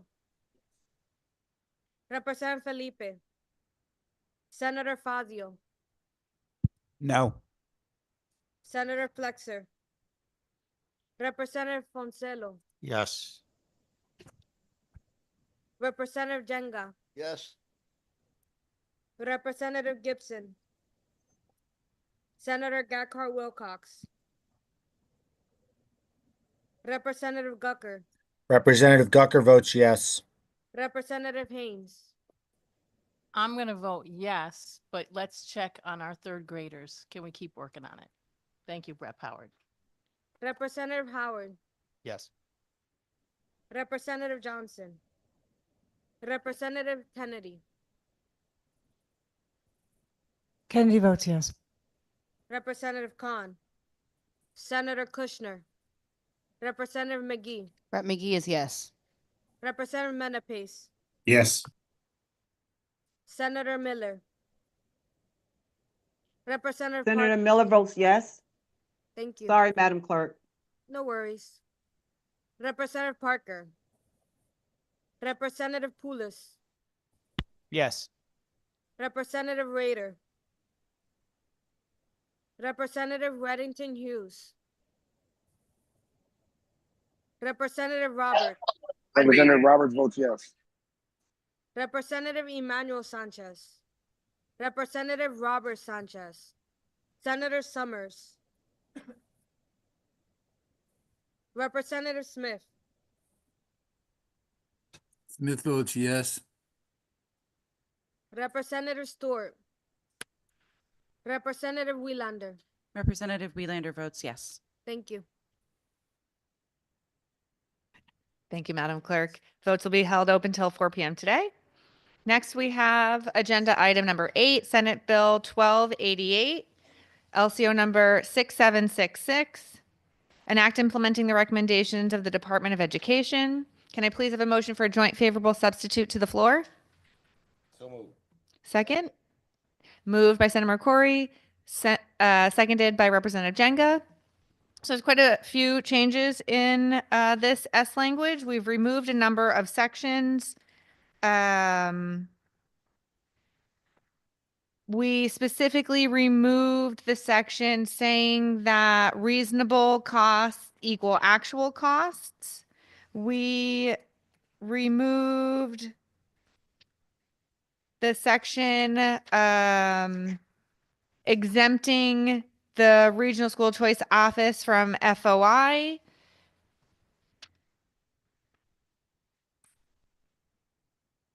And then we also removed the language in here that was the civics seal because we passed that under a separate title.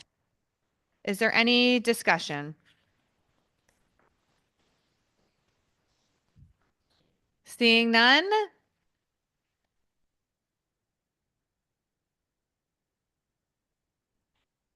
All right, Madam Clerk, could you please call the roll? A motion has been made and seconded to JFS to the floor. Agenda item number 8, Senate Bill 1288, an act implementing the recommendations of the Department of Education. Representative Leeper, Yes. Senator McCrory, Yes. Senator Bertel, No. Representative Supkis, No. Senator Winfield, Representative Brown, Yes. Representative Anderson, Representative Arseno, Representative Biggins, Biggins votes yes. Representative Bolinsky, Levinsky's a no. Representative Candelaria, Representative Carney, Representative Comey, Yes. Representative Constantine, Yes. Representative Corpus, Corpus votes no. Representative Dauphiné, Representative DeFranzo, Representative Felipe, Senator Fazio, No. Senator Flexer, Representative Foncelo, No. Representative Jenga, Yes. Representative Gibson, Senator Gakar Wilcox, Representative Gucker, Representative Haynes, Representative Howard, Yes. Representative Johnson, Representative Kennedy, Kennedy votes no. Representative Khan, Senator Kushner, Representative McGee, Yes. Representative Menapace, Yes. Or Menapace is yes. Senator Miller, Senator Miller votes yes. Representative Parker, Representative Poulos, Yes. Representative Rader, Representative Reddington Hughes, Representative Roberts, Representative Emmanuel Sanchez, Representative Robert Sanchez, Senator Summers, Representative Smith,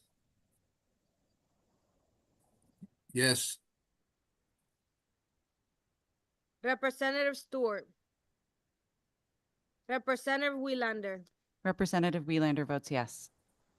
Representative Gucker, Representative Gucker votes yes. Representative DeFranzo. Thank you. Thank you, Madam Clerk. Votes will be held open until 4 p.m.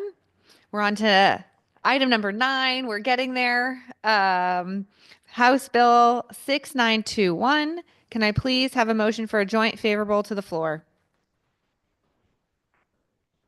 Motion made by Representative McGee, seconded by Representative Jenga. There's no S language here. This is the Office of Early Childhood's recommendations. Is there any discussion? Senator Berthel? Thank you, Madam Chair. So if I'm reading it correctly, Section 8, I think there was some concern in the public hearing regarding Section 8 and how the allocation of funds for early start were going to change. And some of the concern was that obviously the people who opposed this in the public hearing were saying that they would have a loss of their baseline payment. And I'm just wondering if we could maybe explain how that's going to work a little bit further and maybe give some assurances before we do a roll call on this vote as to that we're not going to hurt any communities with this change in the bill. Through you.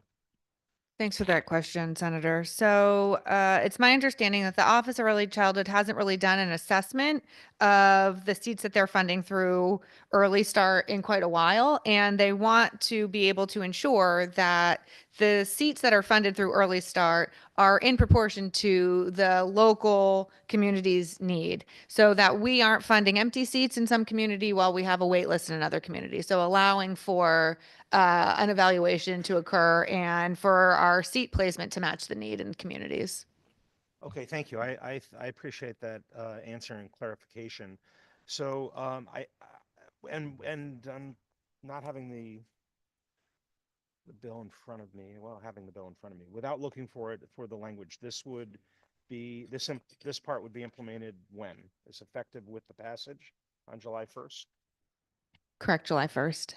Okay, so I think just for a little bit of peace of mind, I think I will be a no on this bill today, just to flag that so that I can, and I'll reserve the right to change my vote on the floor if the bill should get there, just so that I can get a little better understanding of how that may affect not only the communities in my district, but maybe we can have some general understanding before a vote is taken as to what that will do. And I certainly appreciate the effort to right size the delivery of those services. If there's money that's being allocated that's not being used, then it can be put somewhere else.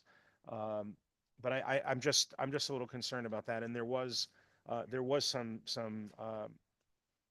some testimony in the public hearing on that. So thank you very much. Thank you, Senator. Representative Zupkis? Thank you, Madam Chair. Madam Chair, can you just clarify for me, right now, it's established in statute as to the discretion of the funding, and now this transfers that to the commissioner? Is that? In Section 8 for early start? Mhm. You know, I don't want to misspeak. Um, but yes, I believe so. So within available appropriations, amount determined by the commissioner to be matched with the local and the need that's assessed by the local and regional governance partners. Okay, so we're basically changing it out of statute and just giving the commissioner, excuse me, the open discretion for funding. Is that correct?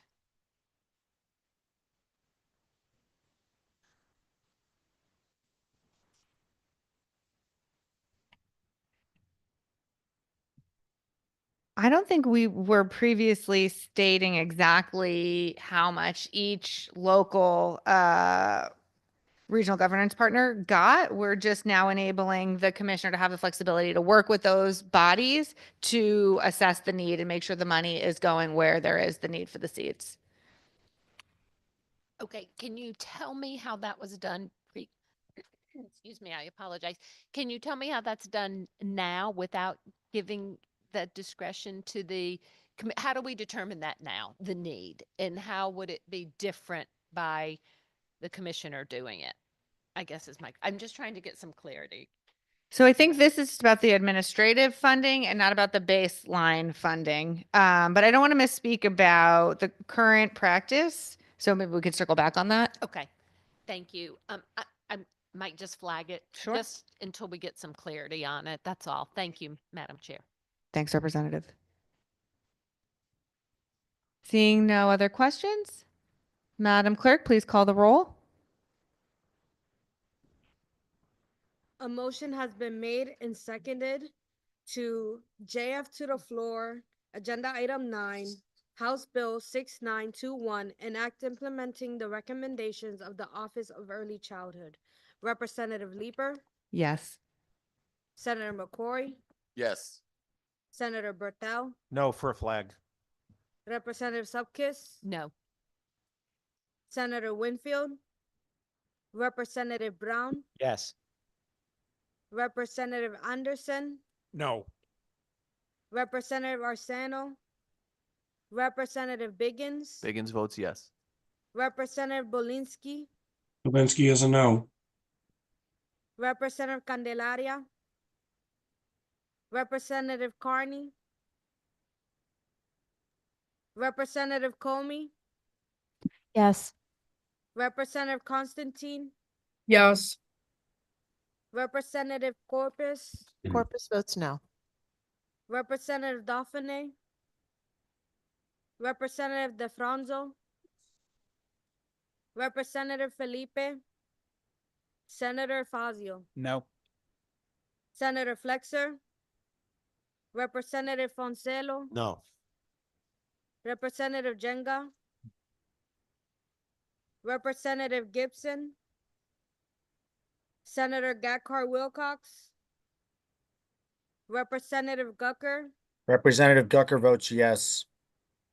Representative Haynes, Representative Howard, No. Representative Johnson, Representative Kennedy, Kennedy votes no. Representative Khan, Senator Kushner, Representative McGee, Yes. Representative Menapace, Menapace is yes. Senator Miller, Miller is yes. Representative Parker, Representative Poulos, Yes. Representative Rader, Representative Reddington Hughes, Representative Roberts, Representative Emmanuel Sanchez, Representative Robert Sanchez, Senator Summers, Representative Smith, Smith, yes.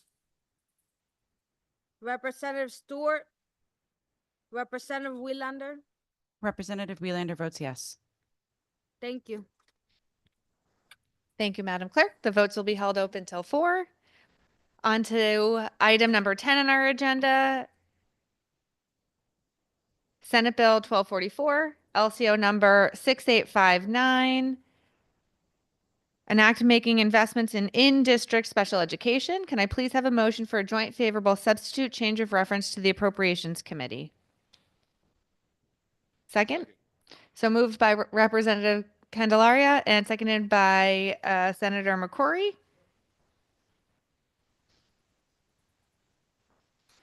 This just had a very modest change where we added to the calculation of tuition rate methodology and fees. So it's not just tuition; it also isn't going to include fees in their rate setting analysis. Any discussion, Representative Zupkus? Thank you, Madam Chair.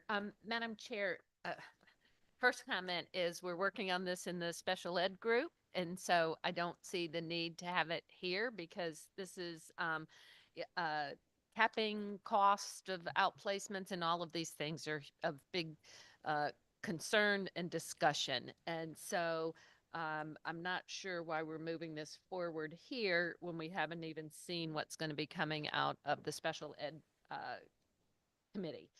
And I want to make sure that we include all aspects. If there's going to be a cap, if you will, quote unquote, capping this, I want to make sure that every entity, whether it's public or private, that uses these services, they're all in the same bucket. I don't want to carve anyone out. I think it's very important that we look at it. And I would also recommend we need to look at transportation. We've all heard transportation is probably the biggest cost in this process. So for those reasons, I'm a no today because I think it needs still a lot of work. I haven't seen, in the special ed committee, we haven't seen anything yet. So I think a lot of discussion still needs to take place, and I'm not sure why specifically we're doing this now. Thank you, Madam Chair. Thank you, Representative. I'll just say this is the governor's priority, so that's why we're doing this now. And also that it is including any fee or tuition charged by a provider of special education services to a local or regional board in their methodology. So nobody is carved out of that analysis. Thank you. And I'll also just say, because I want to talk about this in the special education group also, I think, there are services that are more expensive in some realm than others. So that's why I say there's a lot to be looked at, because I know in some children, they need much more services than others. So again, there's just a lot to look at here, and I will just be a no today. Thank you again. Thank you, Representative. Representative Corpus. Thank you, Madam Chair. I will be a no today also for two reasons. The first is that the mechanism in here says there's going to be a methodology for calculating the maximum rates of tuition that may be charged by a provider of special ed services. That is very much under discussion in the Committee on Special Ed, but we have to be very careful with how we do that. Are we capping what the state is willing to reimburse? Are we capping the price for everyone for the special providers, including full pay private providers, parents from Massachusetts that may be utilizing that school? We have to be very careful because the last thing we want to do is drive excellent special ed services out of the state of Connecticut. So until we can really get to the nuances of how we're doing that rate setting, which is very much in process, I would be a no. And the other thing, I'll just restate the point.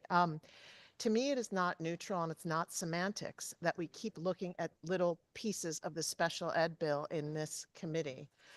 It detracts from the final product when we pick off one issue at a time instead of handling it all in one bill where we can see what the trade-offs are, we can make sure it works holistically together.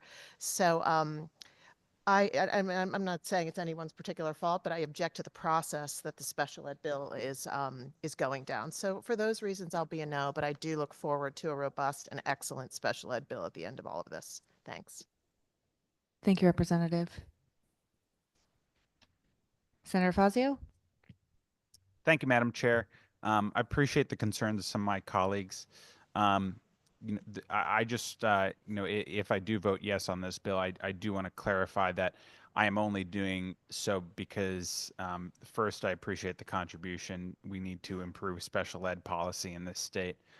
So everyone can get a good education, especially those in need. But I'm also reading the proposal as creating a rate schedule just for agreements between a local or regional board of education and a private provider, but not actually enforcing it on private payers. Families making an individual decision to enroll their kid without the involvement of the local or regional board of education. If I'm incorrectly interpreting that, I'd appreciate any commentary from my colleagues. But if it was more expansive than that, if it was interfering with private contracts and decisions, then I would be I would be opposed. So I just do want to stipulate that. I hope this contributes to the overall dialogue. I appreciate the good work of my colleagues who are involved in the Special Education Special Committee. That is just what I wanted to add. Thank you, Senator. Senator Berthel? Thank you, Madam Chair. I won't, well, I guess I'll repeat some of what's already been said, but, I appreciate that this is probably somewhat a work in progress and will change as we continue to work with the governor's office to figure out how this can be more effective. I am to share the comments of the ranking member of the select committee. I am concerned again that we have a very important piece of legislation that's going to deal with fixing some of the funding issues and what we spend on special education in this committee and not before the select committee as the primary committee of cognizance.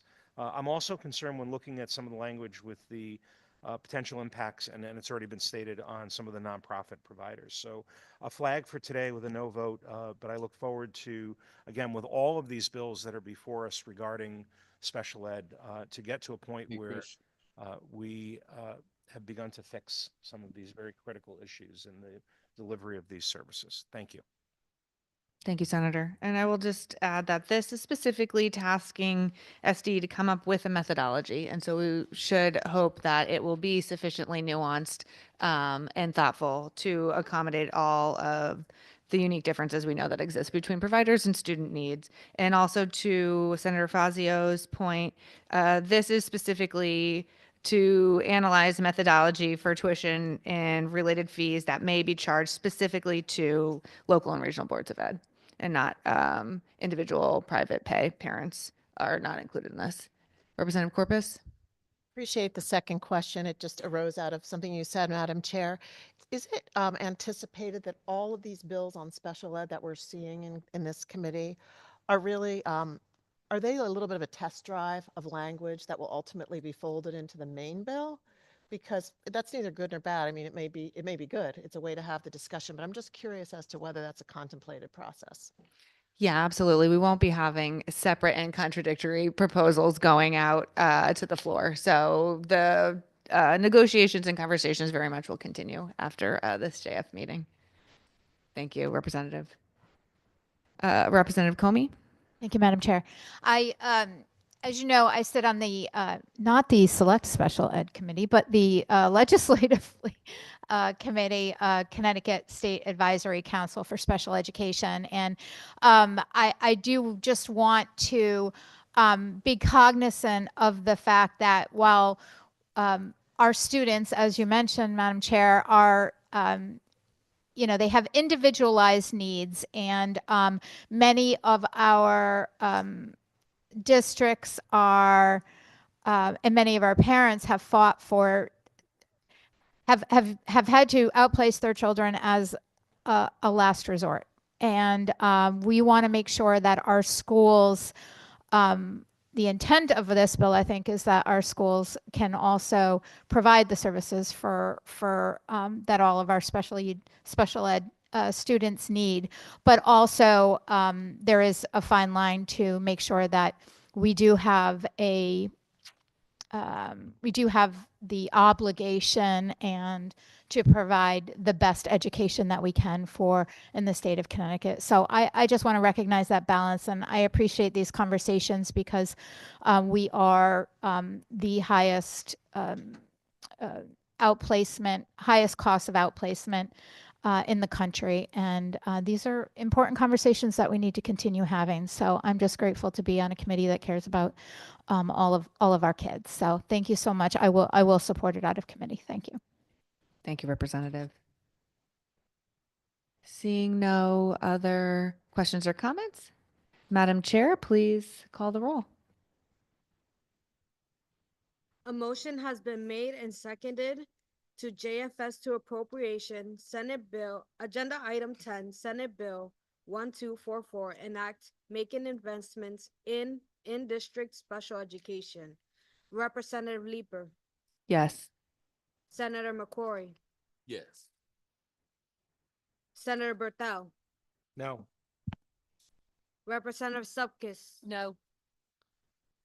Senator Winfield, Representative Brown, Yes.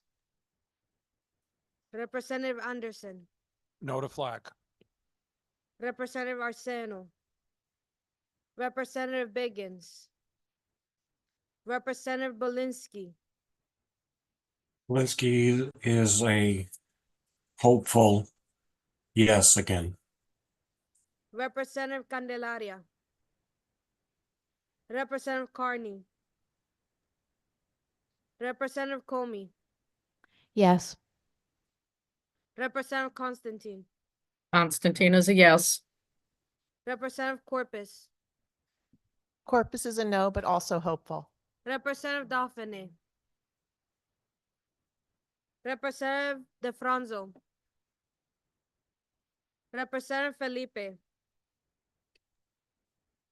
Senator Fazio, No to flag. Senator Flexer, Representative Foncelo, No flag. Representative Jenga, Yes. Representative Gibson, Senator Gakar Wilcox, Representative Gucker, Representative Gucker is yes. Representative Haynes, Representative Howard, Yes. Representative Johnson, Representative Kennedy, No to flag. Representative Khan, Yes. Senator Kushner, Representative McGee, Yes. Representative Menapace, Senator Miller, Senator Miller votes yes. Representative Parker, Representative Poulos, Yes. Representative Rader, Representative Reddington Hughes, Representative Roberts, Representative Emmanuel Sanchez, Representative Robert Sanchez, Senator Summers, Representative Smith, Smith votes yes. Representative Stewart, Representative Welander, Representative Welander votes yes. Representative Biggins. Biggins votes yes. Thank you. Thank you, Madam Clerk. Votes will be held open until 4. We are now at our second to last agenda item 11, House Bill 6866, LCO number 6861, an act implementing the governor's budget recommendations for education. Can I please have a motion for a joint favorable substitute change of reference to the Appropriations Committee? Second? Second. Moved by Senator McCrory, seconded by Representative Brown. So we made a lot of changes in the assess language. Because we already voted out of committee our education funding proposal, and on consent, I will just remind these good members, we removed the governor's ed funding proposals. It might be helpful just to summarize what is still in here because there were so many sections. The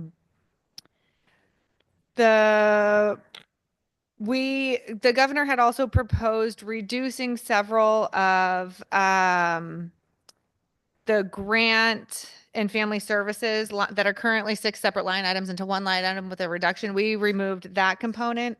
This includes grants for implementing smart device policies, the LEAP program, which is a chronic absentee program to get kids back in school, dual credit program expansion, high dosage tutoring program, teachers retirement health insurance changes, which I will also flag.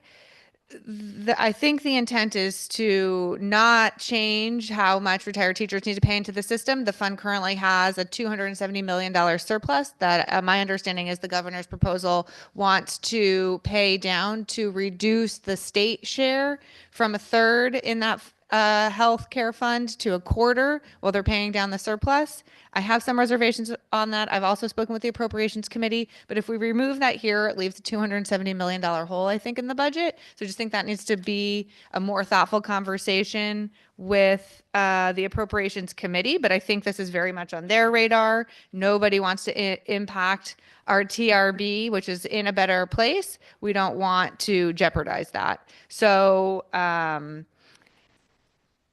I'm obviously voting yes on that, but I'm just flagging that particular component that is also for additional concern and consideration going forward after this meeting.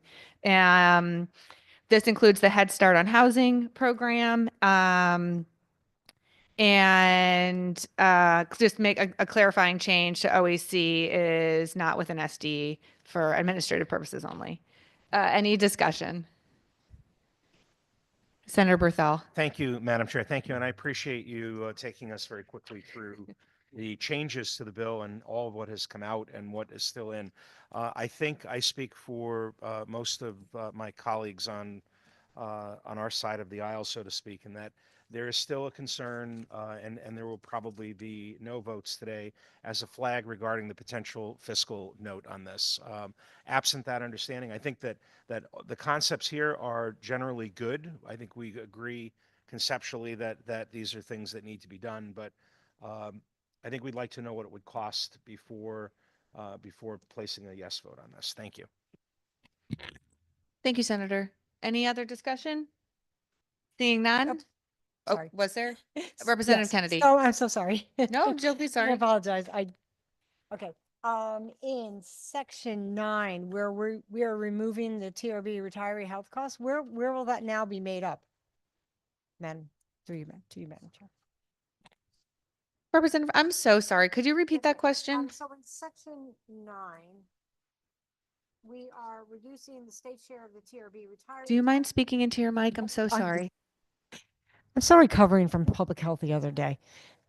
Anyways, in section 9, the state's share of the TRB retiree health costs and municipal health subsidies being reduced. Where is that being made up? Where are those funds now going to be coming from?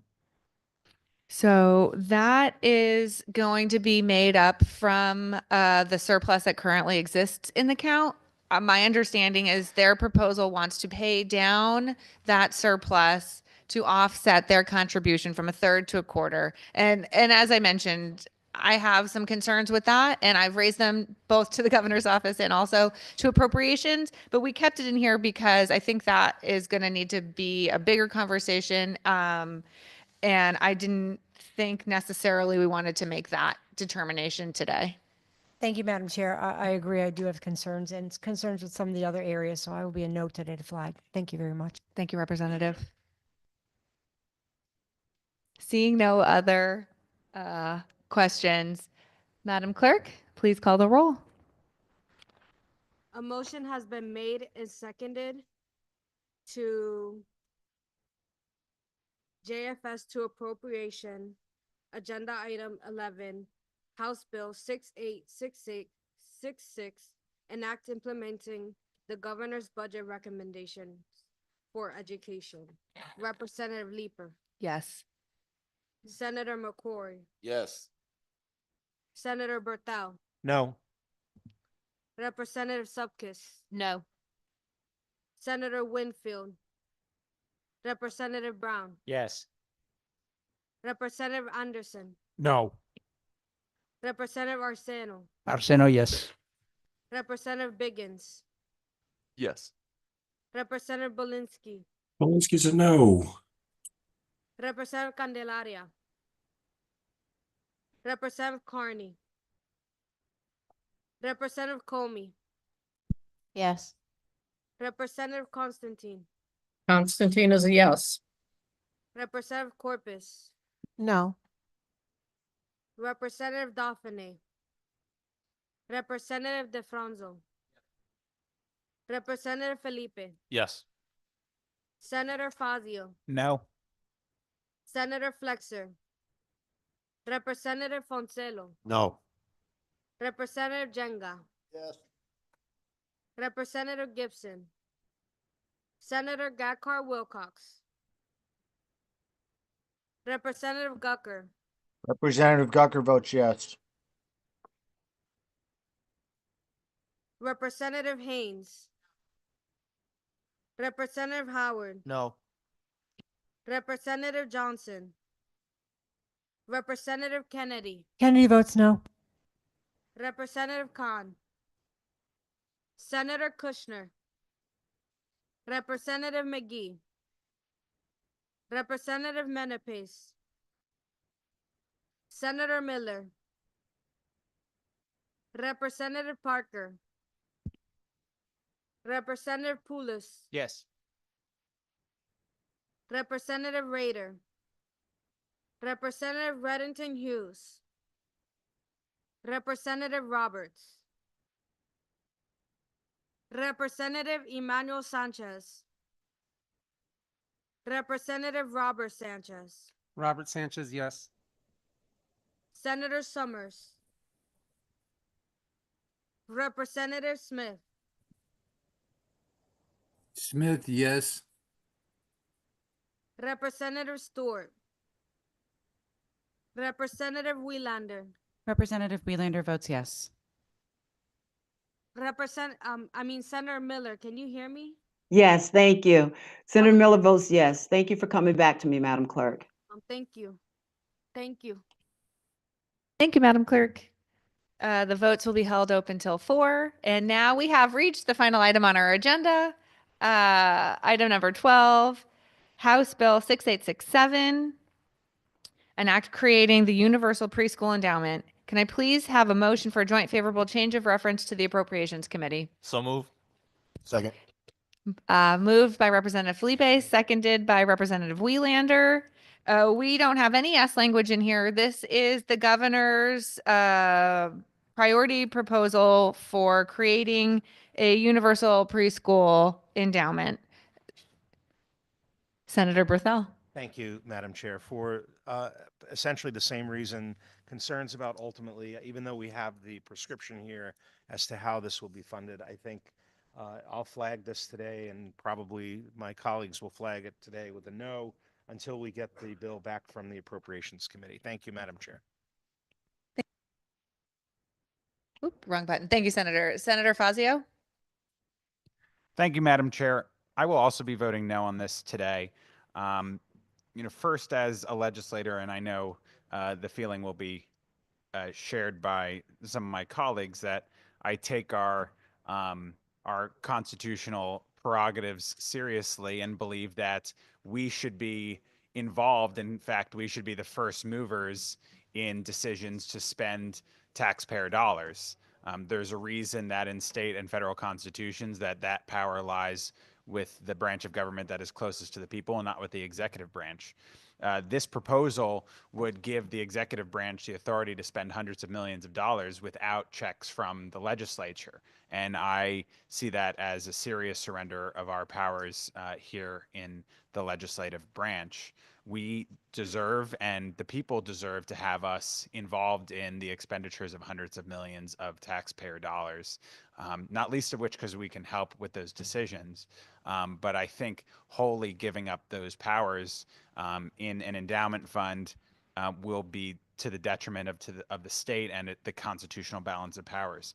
On top of this proposal, and I also serve as the ranking member of the Finance Committee, this proposal violates the state's budgetary guardrails, which have been the most important policy innovation in this state in the last 15 years, quite easily.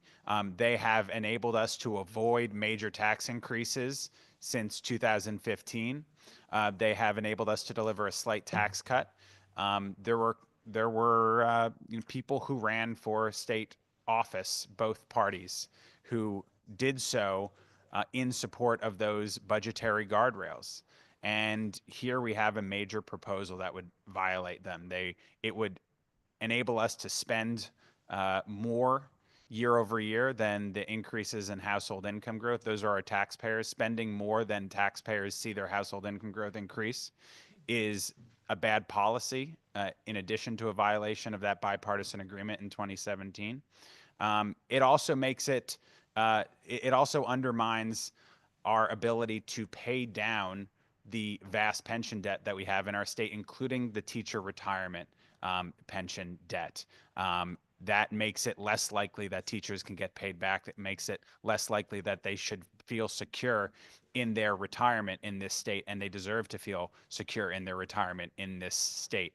For any number of reasons, you should not expect us to have a very effective educational system if we do not have our budgetary house in order.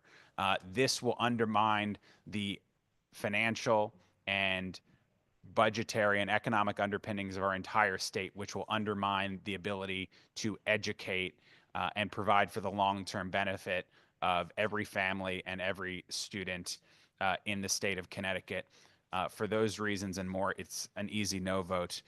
We can fund educational services in the state within the state budget if we prioritize it. With 55 or 60 billion dollars of taxpayer dollars going to state spending, you better believe we can prioritize like every family is forced to prioritize in their own family budgets that are already so strained by high taxes, high electric bills, and so on and so forth. Let's reject this bill and do the fiscally responsible thing. Fund educational services within the state budget, protect taxpayers, protect workers, protect families. Thank you, Senator. Representative Corpus? Thank you, Madam Chair. I am a no today on the grounds that this bill is not a fiscally responsible bill and being funded in a way that is quite unusual and quite significant.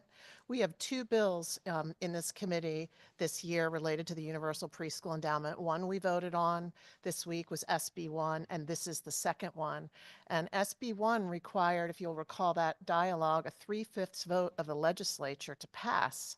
because it was so significant in the way it diverted funds away from what we put in the Constitution of the state was a priority, and that is paying down our long-term debts. SB 1 diverted funds to the Universal Preschool Endowment, and I would like to ask OLR, who's here for confirmation through you, Madam Chair, that this bill would do the same thing. It is such a significant diversion of our prior priorities that it requires a 3/5 vote of the legislature. May I ask them through you, Madam Chair? Absolutely. If OLR can comment kindly on this bill. Yes, Representative, it's the same provision that was in the other bill, so we think the same 3/5 vote applies. That's correct. Our understanding is the governor's office has stated that he believes that the surplus funds restriction would apply in this instance. Thank you. I wanted to, and that is why I will be a no, because this is a very significant departure from the fiscal controls that have put the state back on the right track. Thank you. Thank you, Representative. Seeing, oh, I'm sorry. Thank you, Representative Wieland. Thank you, Madam Chair. I quickly just wanted to say, take a note to recognize what a transformative proposal this is. And I understand that there are concerns about the funding mechanisms. And that will be a discussion that has to happen because these are proposals based on anticipated surplus. So this is not a done deal, so to speak. But this is an incredible piece of legislation that actually looks at childcare, early childhood education, childcare, and how important it is right now. And I just wanted to take a minute to say how much I appreciate everyone at the Office of Early Childhood for all of their work on this proposal and for their willingness to come to the table to discuss things like infant toddler seats and other ideas and concerns that have come up since the hearing. Also wanted to thank the Office of the Governor for paying attention to the growing needs of Connecticut families and recognizing how vital of a role childcare plays in our economic success and our community success, and specifically to the success of women being able to get back into the workforce if they choose and have safe and secure childcare that does not cost their entire paycheck, so they are able to pursue their own careers. And that is something that provides security for them, not only in the present moment, but down the line, so they can build up their own retirement funds so they are not left in a very vulnerable position toward the end of their life because they have missed out on years and years or decades of income. So I just wanted to say thank you to everyone who worked on this. And because there are so many proposals for childcare this year, if anyone has any questions, please join us on Thursday mornings at 9:30 for the Early Childhood Caucus. I'm happy to be the new chair of that, and we have great discussions. Thank you. Thank you, Representative. Representative Comey? Thank you so much, Madam Chair. I also would just like to say it's really exciting to even be a priority of the governors. I mean, I think that we all have a single unified goal, and that is quality, affordable, accessible childcare in this state. And I think that everyone and all the stakeholders that played a role in this should also be commended through the OECs, through the governor's blue ribbon panel, through all of the outreach that they have done to the industry and to parents, all from every corner of the state. It really highlighted so many of the challenges, everything from the need for higher wages, which has created some, staffing challenges and shortages, the shrinking availability of care, like Representative Wielander said, in the toddler infant care, and the higher overhead costs for programs. So this is a move in the right direction. The investment is, for every dollar, you get $7 in return. And those of us who have been around the early childhood table are really excited. We have been patient, and this is meaningful and a step towards meaningful and sustainable investment in early care. So I'm optimistic about this, and I'm very happily supporting it. Thank you so much, Madam Chair. Thank you, Representative. Representative Kennedy? Thank you, Madam Chair. Madam Chair, the intent of this bill is certainly wonderful, and we understand early childhood care is just definitely something that's needed. But quite honestly, this is reckless spending. We all know and we all believe in our children and having this, but spending the money we don't have is just, I don't want people to misconstrue a no vote as that being against early childhood or anything of that nature. I think we can still work on this bill and find ways to hopefully arrive at some kind of but right now that amount of spending and is just not something I can support at this time. Thank you, Madam Chair. Thank you, Representative. Representative Sanchez, champion of early childhood for many, many years. Thank you, thank you. I had to say something. So we've been fighting for years and years and years, and I've been up here for 14 years, and almost every year we're asking and begging for additional dollars for early child care, for care for kids, for infant and toddlers. When is it going to stop? That's my question. When is it going to stop? We still have teachers that are underpaid. We in one of the daycare centers in New Britain, they have 3 classrooms that are not being occupied now with children because they don't have the staff. They can't find the staff. I mean, this has been an ongoing issue. So I'm glad and proud to support this bill, even though there might be some little tweaks that we can do to it. But we need to definitely do something now. We can't continue to wait. So I am in full support of this bill, and I hope my colleagues are too. Thank you. Thank you, Representative. I'll just take one moment to say I find this a really exciting proposal for our state. I think it's bold and it's creative, and we're creating a system, and that's a pretty unique opportunity to create a new system. And we have decades and decades of data saying that every dollar spent before a child turns 5 is pretty much the best investment you can get on that dollar.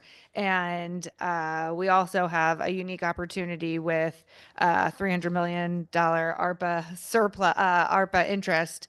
And I can't imagine a more strategic and thoughtful way to invest that money. So I agree there's work that still needs to be done. I'm grateful that the conversation is around investing that money for our youngest learners. So thank you very much. Madam Clerk, please call the roll. A motion has been made and seconded to JF to appropriations, House Agenda Item 12, House Bill 6867, enact creating the Universal Preschool Endowment. Representative Leeper, Yes. Senator McCrory, Yes. Senator Berthel, No. Representative Subkiss, No. Senator Winfield, Representative Brown, Yes. Representative Anderson, No. Representative Arceno, Yes. Representative Biggins, Biggins votes yes. Representative Bolinsky, Walensky is a no. Representative Candelaria, Representative Carney, Representative Comey, Yes. Representative Constantine, Constantine is a yes. Representative Corpus, No. Representative Dauphiné, Representative DeFranzo, Representative Felipe, Yes. Senator Fazio, No. Senator Flexer, Representative Foncelo, No. Representative Jenga, Yes. Representative Gibson, Senator Gatkar Wilcox, Representative Gucker, Representative Haynes, Representative Howard, No. Representative Johnston, Representative Kennedy, Kennedy votes no. Representative Khan, Senator Kushner, Representative McGee, Yes. Representative Menepes, Senator Miller, Representative Parker, Representative Poulos, Representative Raider, Representative Reddington Hughes, Representative Roberts, Representative Roberts votes yes. Representative Emmanuel Sanchez, Representative Robert Sanchez, Robert Sanchez, yes. Senator Summers, Representative Smith, Smith, yes. Representative Stewart, Representative Wheelander, Representative Wheelander votes yes. Representative Gucker. Representative Gucker votes yes. Thank you. Senator Miller votes yes. Thank you. Thank you, Madam Chair. Clerk, long day. Thank you, Senator. Now we are going to vote on the consent calendar. A motion has been made and seconded to vote on today's consent calendar. The consent calendar contains the bills as follows: House Bill 7219 and Senate Bill 1458. Representative Leeper, Yes. Senator McCrory, Yes. Senator Berthel, Yes. Senator Winfield, Representative Brown, Yes. Representative Anderson. Oh, Representative Supkis, I apologize. Yes. Representative Anderson, Yes. Representative Arseno, Yes. Representative Biggins, Biggins votes yes. Representative Bolinsky, Yes. Representative Candelaria, Representative Carney, Representative Comey, Yes. Representative Constantine, Yes. Representative Corpus, Yes. Representative Dauphiné, Representative DeFranzo, Representative Felipe, Yes. Senator Fazio, Senator Flexer, Representative Foncelo, Yes. Representative Jenga, Representative Gibson, Senator Gakar Wilcox, Representative Gucker, Representative Gucker votes yes. Representative Haynes, Representative Howard, Yes. Representative Johnson, Representative Kennedy, Kennedy votes yes. Representative Khan, Senator Kushner, Representative McGee, Representative Menepes, Yes. Senator Miller, Yes. Representative Parker, Representative Poulos, Representative Raider, Representative Reddington Hughes, Representative Roberts, Representative Emmanuel Sanchez, Representative Robert Sanchez, Robert Sanchez, yes. Senator Summers, Representative Smith, Yes. Representative Stewart, Representative Wheelander. Representative Wheelander votes yes. Thank you.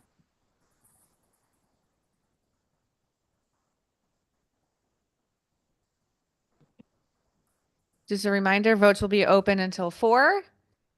And before we recess this meeting, I think we just want to take a second to thank the staff. We could never do this without the staff.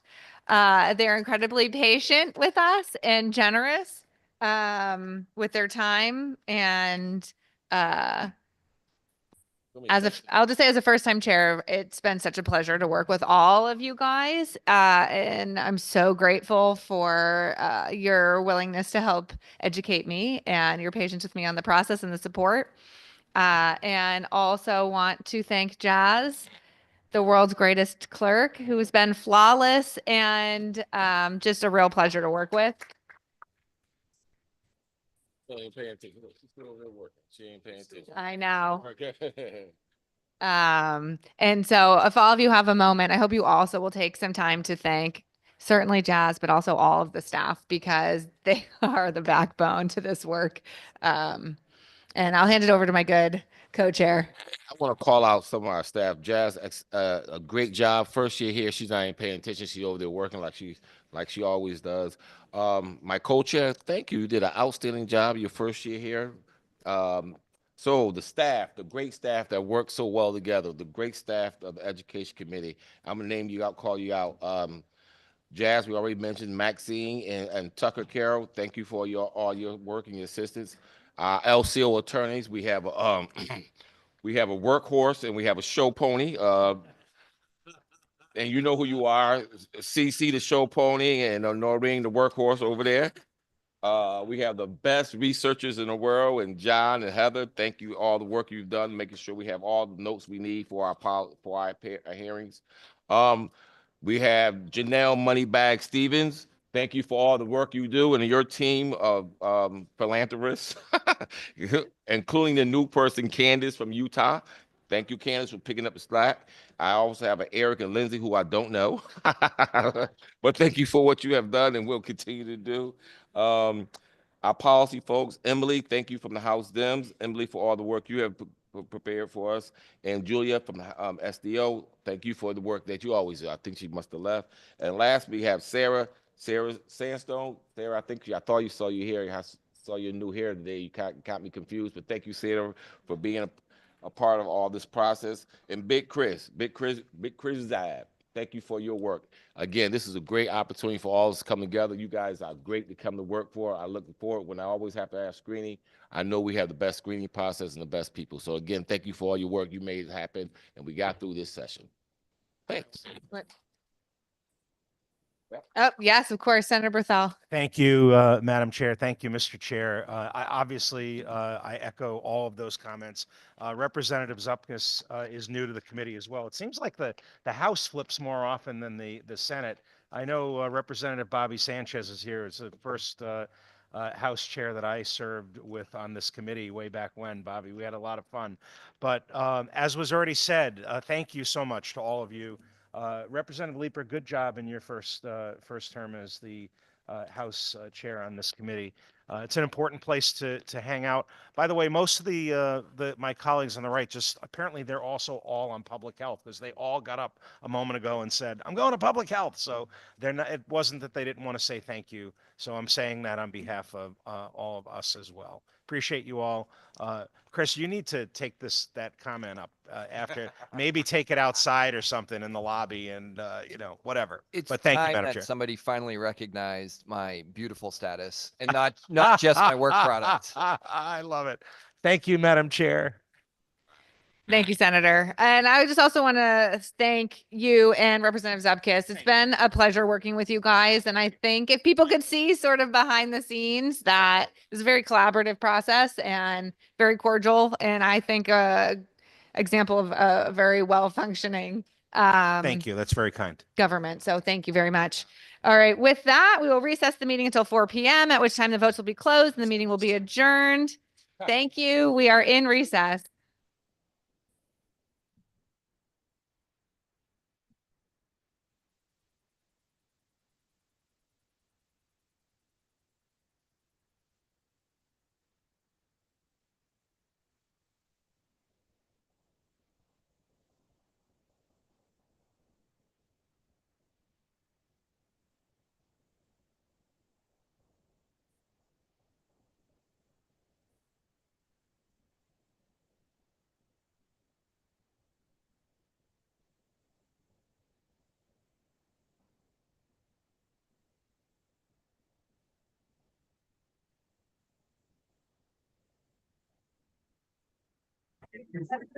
Hello, everybody. I'm gonna do the people in the room first, and then I'll get to everyone on Zoom. So thank you for your patience, and just leave your hand raised if you think you missed a vote.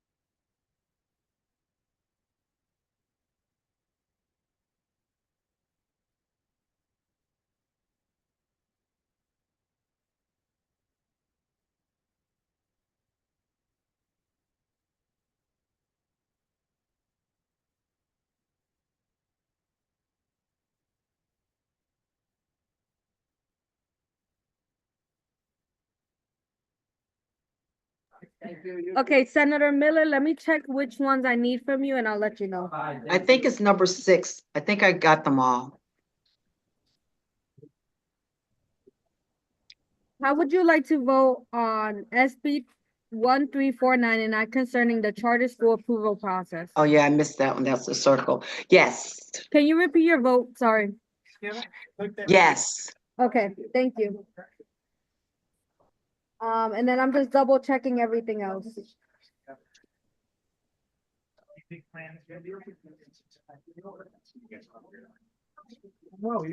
And that was the only I vote should be need. good. Yeah, Mhm. you're all set, All right. Senator. Thank you. Have a nice weekend, Jazz. And thank you for the work course. that you've done. Great job, It's a Jazz. pleasure. I hope Have a you nice good weekend, everyone. She's now the president of the Grammy. Okay, Representative Gucker, let me check which ones I need from you. That doesn't stop her. She was working with me in the Bradford Early Childhood Collaborative, and she never lived in Bradford. Senator Gucker, I need your vote for 1349 and not concerning the charter school approval process. No. Okay.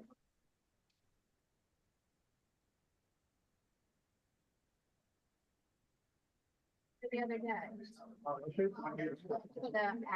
That was the only vote I missed from you, Representative Gucker, so you're all set. Great. Thank you very much. Have a great weekend. Yeah, of course. Have a great weekend. We got a caucus at 9, 2 committee meetings at 10. Rep. Carney, I need your vote for the first bill that we voted on, which was SB 1511 and not concerning disconnected youth. Yes. Okay.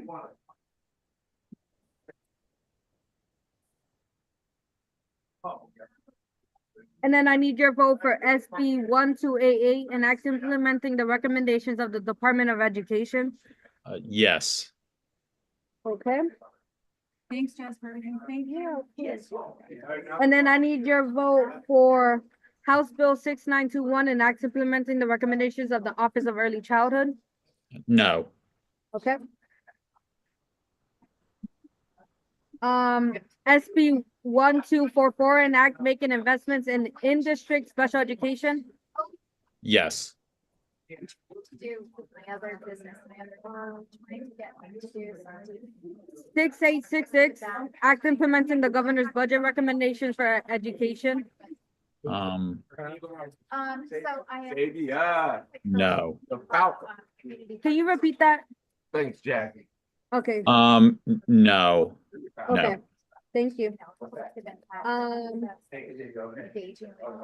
6867 and act creating the universal preschool endowment. No. Okay. It's hard work. It's fine. But And then how would you like to vote on the consent calendar? Yes. Okay, and you're all set, Representative Carney. Thank you. Thank you. I haven't talked to Jay yet, and I need to. Senator Gakar Wilcox, let me look at the votes I'm missing from you. That's the meeting with the COG. So I need your vote for 7011 and not concerning student statewide assessments. Yes. Okay. And then I need your vote for 1288. Do you want me to read the bill? If you could, that'd be great. Thank you. Yeah, of Sorry. course. An act implementing the recommendations of the Department of Education. A lot. I feel like You're muted, Senator. Sorry. Yes. No, you're good. Yes. Okay. House Bill 6921 and act implementing the recommendations of the Office of Early Childhood. Yes. Okay. 1244 and act making investment in district special education. Yes. Okay. 6866 and act implementing the governor's budget recommendations for education. Yes. And yes on the last 6867 too. Okay, perfect. And then the consent calendar. Yes, and yes on the consent calendar. Okay, you're all set. Thank you. Thank you very much. Okay, now Representative Smith, do you know you've missed a vote or you want me to just check if you missed any? I don't think I did, Jazz, but I'm just to I'll be sure. double check just in case.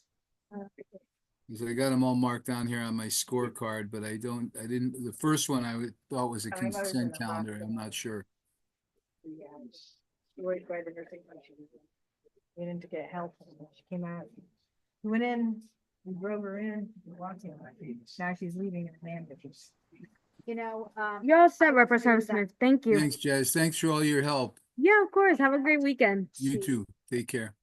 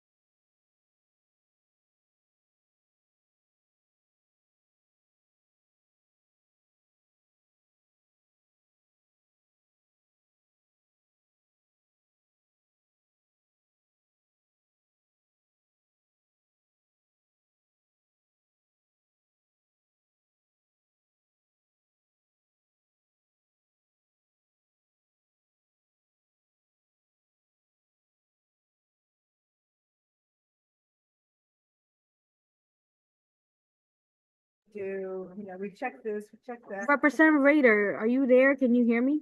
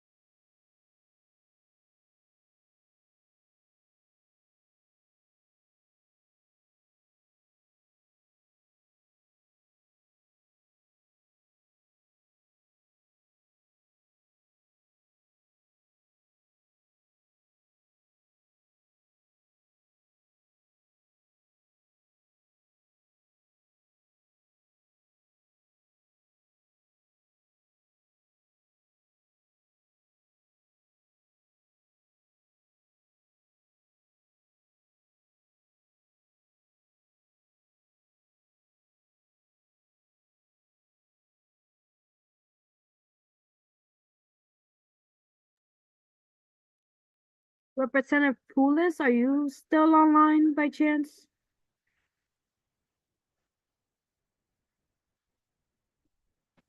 Hey, yeah, I'm here. Yeah, I wasn't sure. Yeah. So I think I Yeah. do have some votes I still need from you. So let me just Yeah. track and check what I Yep. need. Let me know. I was waiting for you to, yeah. Yeah, I'm sorry. It's just usually I kind of wait until someone raises their hand or something. So I wasn't sure if you were there or not. Oh, okay. I'm sorry. Yeah, I had stepped No. away and, yep. Yeah, you're good. So let's just start with the consent calendar. How would you like to Yes. vote? Okay. Yes. Um, and then let me just go back and just find where I don't have a vote for you. Okay.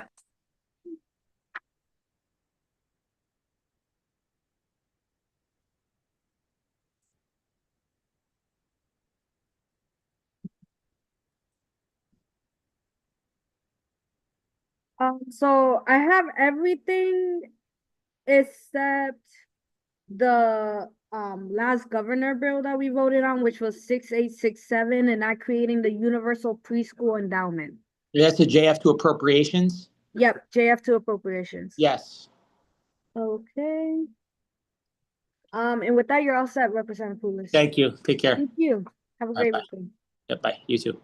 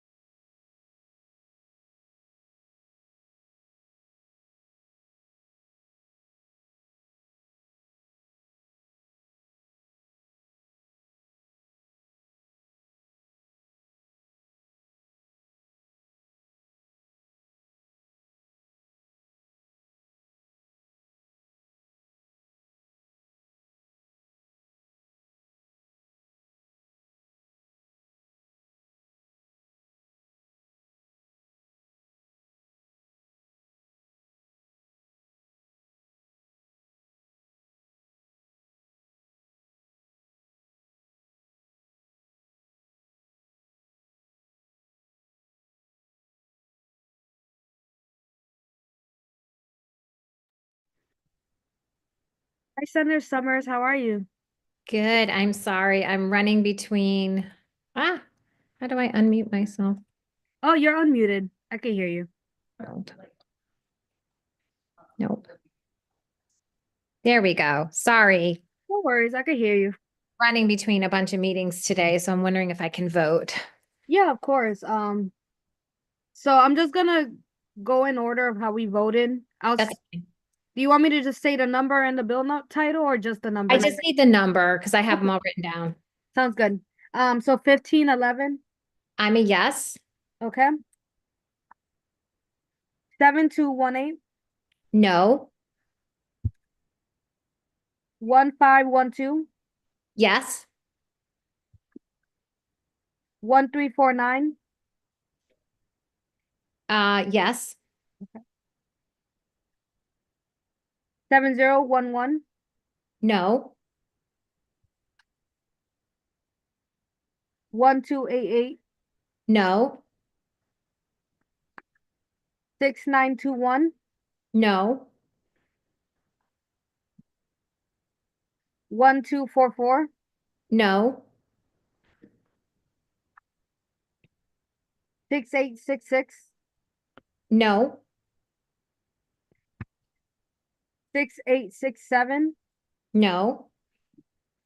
and then the consent calendar that had 7219 and 1458. Yes.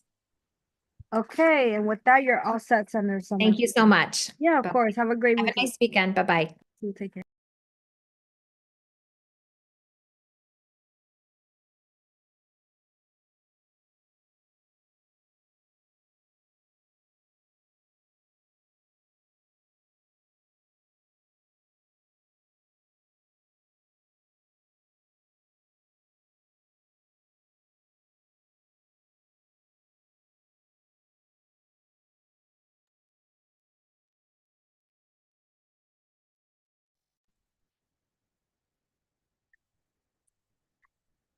Hi, Stephanie. I have to finish voting and I'm on a public health committee as well. Yeah, let me just find where um I where you had to get off. Okay, so I'll just say the bill number. Is that okay? Sure. Okay, so 1288 How did everybody vote? for 1288. Yeah, because I was feeling like I was a no on that. I didn't know how everybody voted.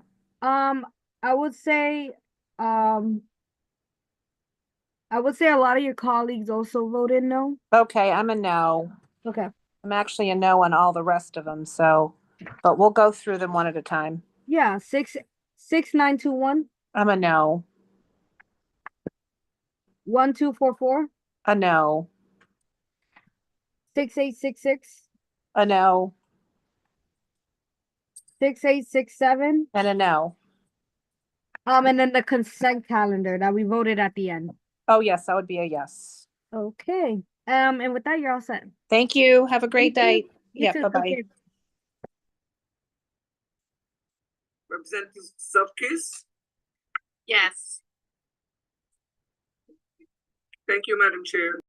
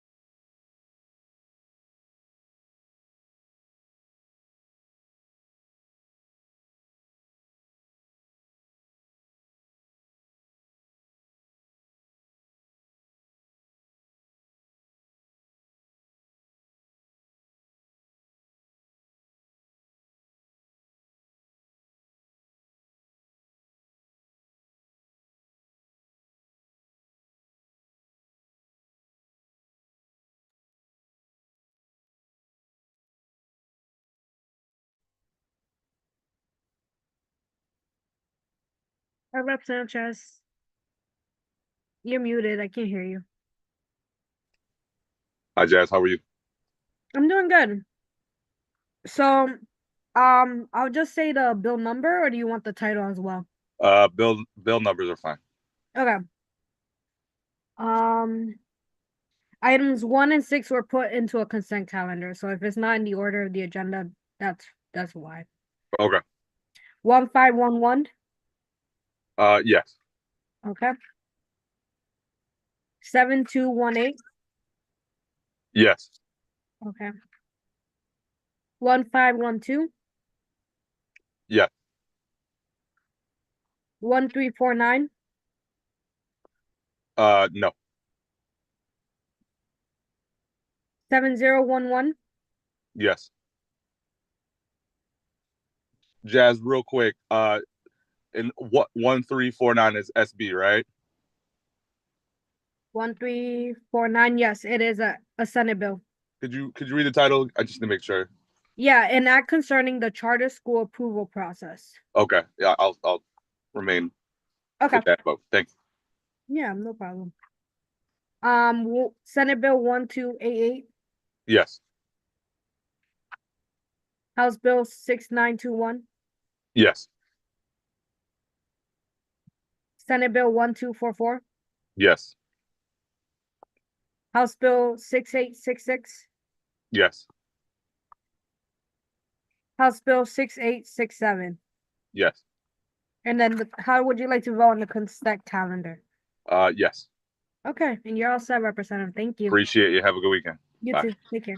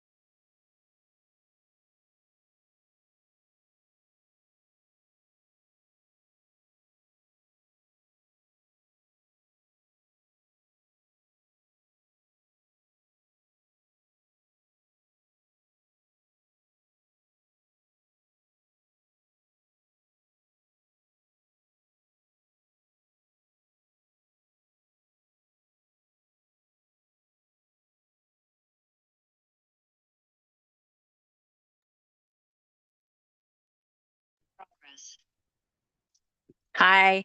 Sorry I for forgot the to text wait. you that I was zooming in, but there you are. Yeah, I'm eating lunch, so I'm like, let me clean my mouth. Oh, I'm sorry. No, you're good. Oh my I God. gotta multitask You're sometimes. probably You know exhausted how from it all is. of us. So let me just I find do. where. Yes, you're getting like us. I was there for like Okay. half the votes and then I had to get off.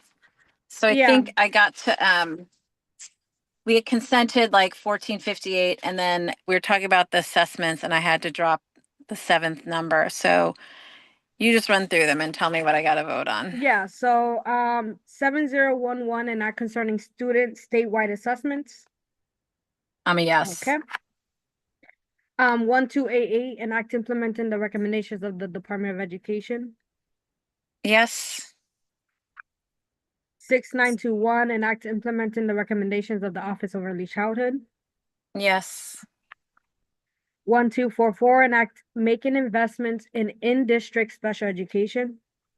How did this one go? I mean, I'm a yes, but was this pretty solidly approved? I'm just curious. What do you mean by like vote you wise, want to know like the did it get enough votes? I mean, I'm just curious. Like, I'm a yes. Yeah. well, yeah, I did. Okay. Okay. 6866 and act implementing the governor's budget recommendations for education. Yes. 6867 and not creating the universal preschool endowment. Yes. Okay. I would say the governor bills, it was like, you know, Yeah. How did that like go? How did that go? Did it pass or or is it going to pass? they passed. I would say they're like party lines, like Democrats, Republicans. Yeah. Does No, that that's help? understandable. Yeah. Yeah. I just want to make sure that there weren't any that were like close in terms of Democratic colleagues, but I Oh, think the okay, only one no. was the charter school seemed to be the only one, and I was there for Yeah. that. And the consent calendar, do I have to vote on that or? Yeah. How would you like to vote on the consent calendar? Just Yes. for the Yeah. record. Yes, for the record, yes. And you're all set. All right, Jess, thank you so much. Have a Yeah, good have a great, weekend. you too. Take I care. won't get to see you as much now. We're done, right? No, but you All know, right. you'll see me in the I'll see you chambers. I'll around. say hi. Okay. All right. Awesome. Thanks so much. All right. Bye.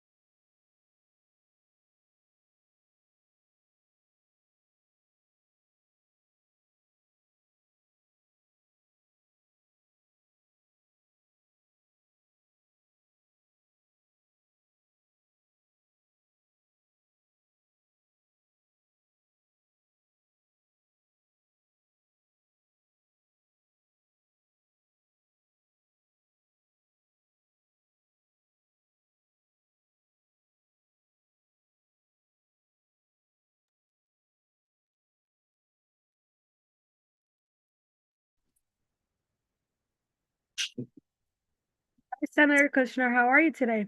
Okay, can you give me 1 second? I wanna, Of course, take your time. I know I missed some votes. So go, hold on a second. Just want to make sure I've got them right. Can you? Hold on. You want me to call you when? Okay. Okay. Yeah. Senator Kushner, can I take Representative Parker's while you look through? I'm actually ready now, and Okay. I need to get back upstairs. So if you could Yeah, do of it, course. Todd, appreciate Yeah. it. So do you want me to give you the bill number and title? Yes, please. Okay. So the first vote I need from you is 1511 and not concerning disconnected youth. That I'm gonna be voting no. Senator Kushner votes no. Okay. 7218 and not concerning special education. Senator Kushner votes yes. 1512 and act establishing the school district accountability review board. That's item number 4. Yeah. Yep. Yeah. Senator Kushner votes no. Okay. 1349 and not concerning the chart. Oh wait, you voted on this one. I did, yeah. Yep. 7011 and not concerning student statewide assessments. Senator Kushner votes yes. 1288 and act implementing the recommendations of the Department of Education. Senator Kushner votes yes. 6921 and act implementing the recommendations of the Office of Early Childhood. Senator Kushner votes yes. 1244 and act making investments in in-district special education. Senator Kushner votes yes. 6866 and act implementing the governor's budget recommendations for education. Senator Kushner votes yes. 6867 and act creating the universal preschool endowment. Senator Kushner votes yes. And then we had a consent calendar with items 1 and 6 of the agenda. How would you like to vote on the consent? Senator Kushner votes yes. Okay, and with that, you're all set, Senator Kushner. Thank you. Thank you. Take care. Bye.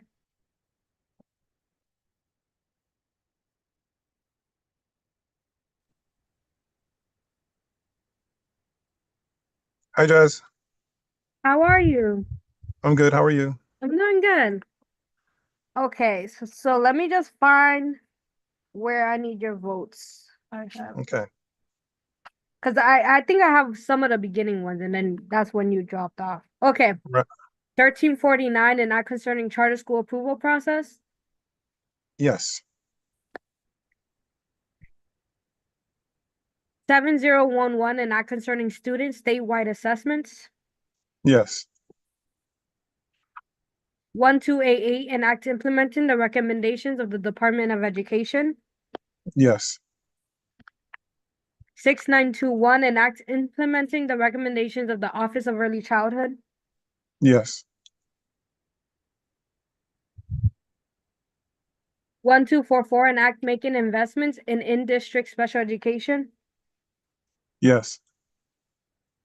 6866 and act implementing the governor's budget recommendations for education. Yes. 6867 and act creating the universal preschool endowment. Yes.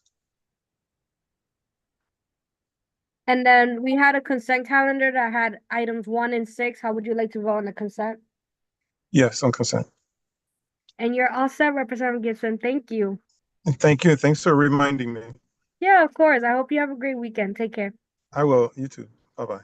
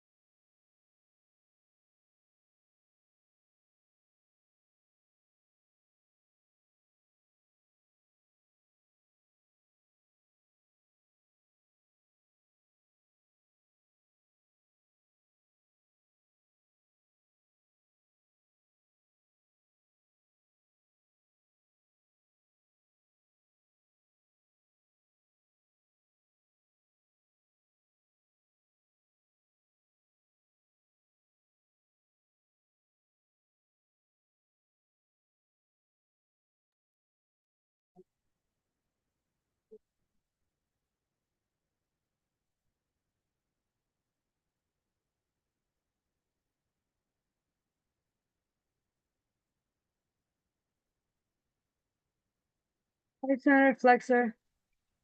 Hi, Madam Clerk. How are you? Doing good. How are you today? I am okay. Congratulations. Thank you.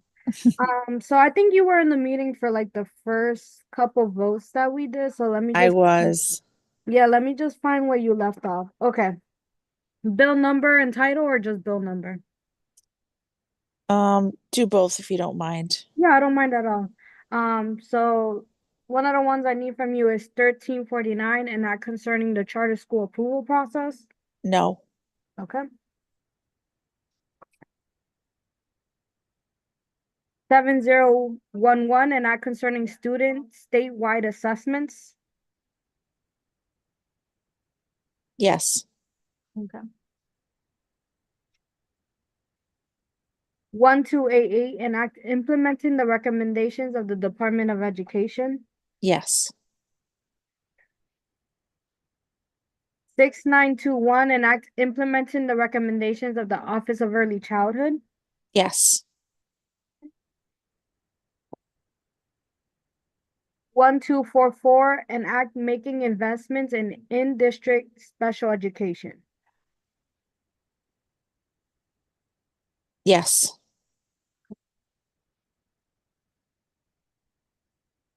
6866 and act implementing the governor's budget recommendation for education. I think I'm a no on that. Was there JFS for that? There was JFS to approve. Let me just check that one more time. What's the LCO number The for that LCO JFS? number is 6861. 686. Wow, that's very close to the bill number. Okay. 6861. Okay. I'll look that up real quick. Yep.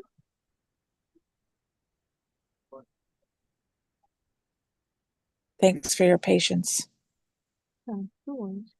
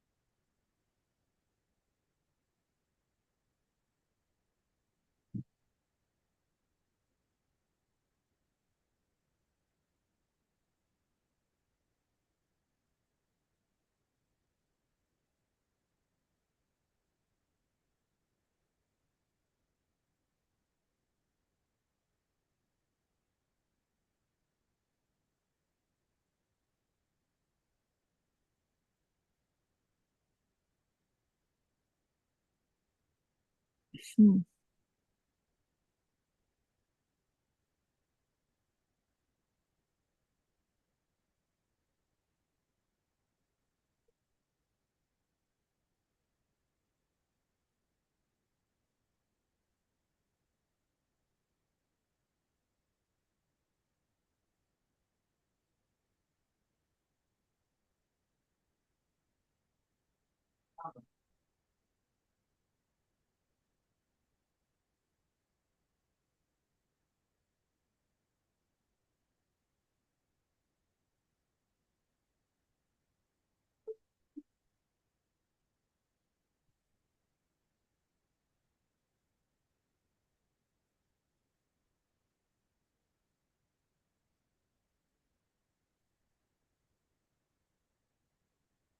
Um,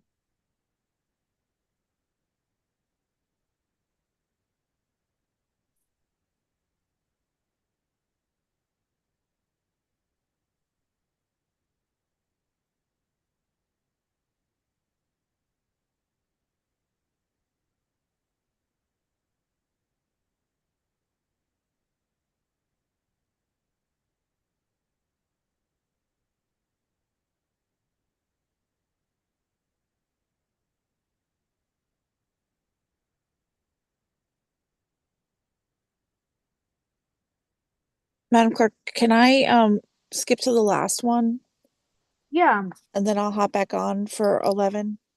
yeah, 6867, and not creating the universal preschool endowment. I mean, yes.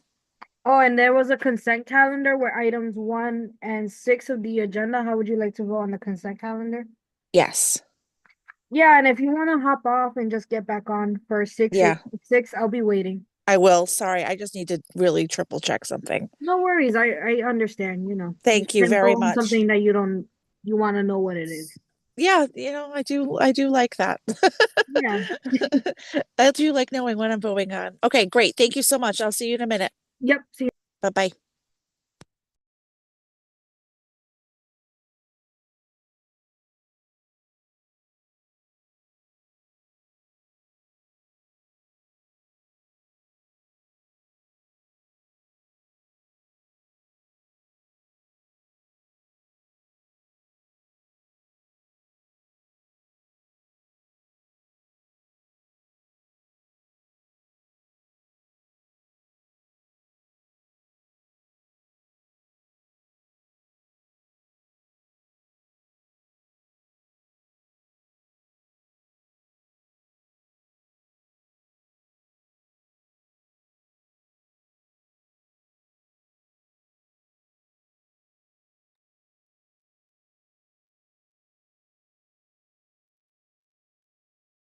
Hey, Repcon. Hi. I'm sorry I didn't catch you at the end. Catch the ones I was missing. I apologize for that. That's okay. That's okay. So let me just find where I have you where I have missing votes for you. Okay.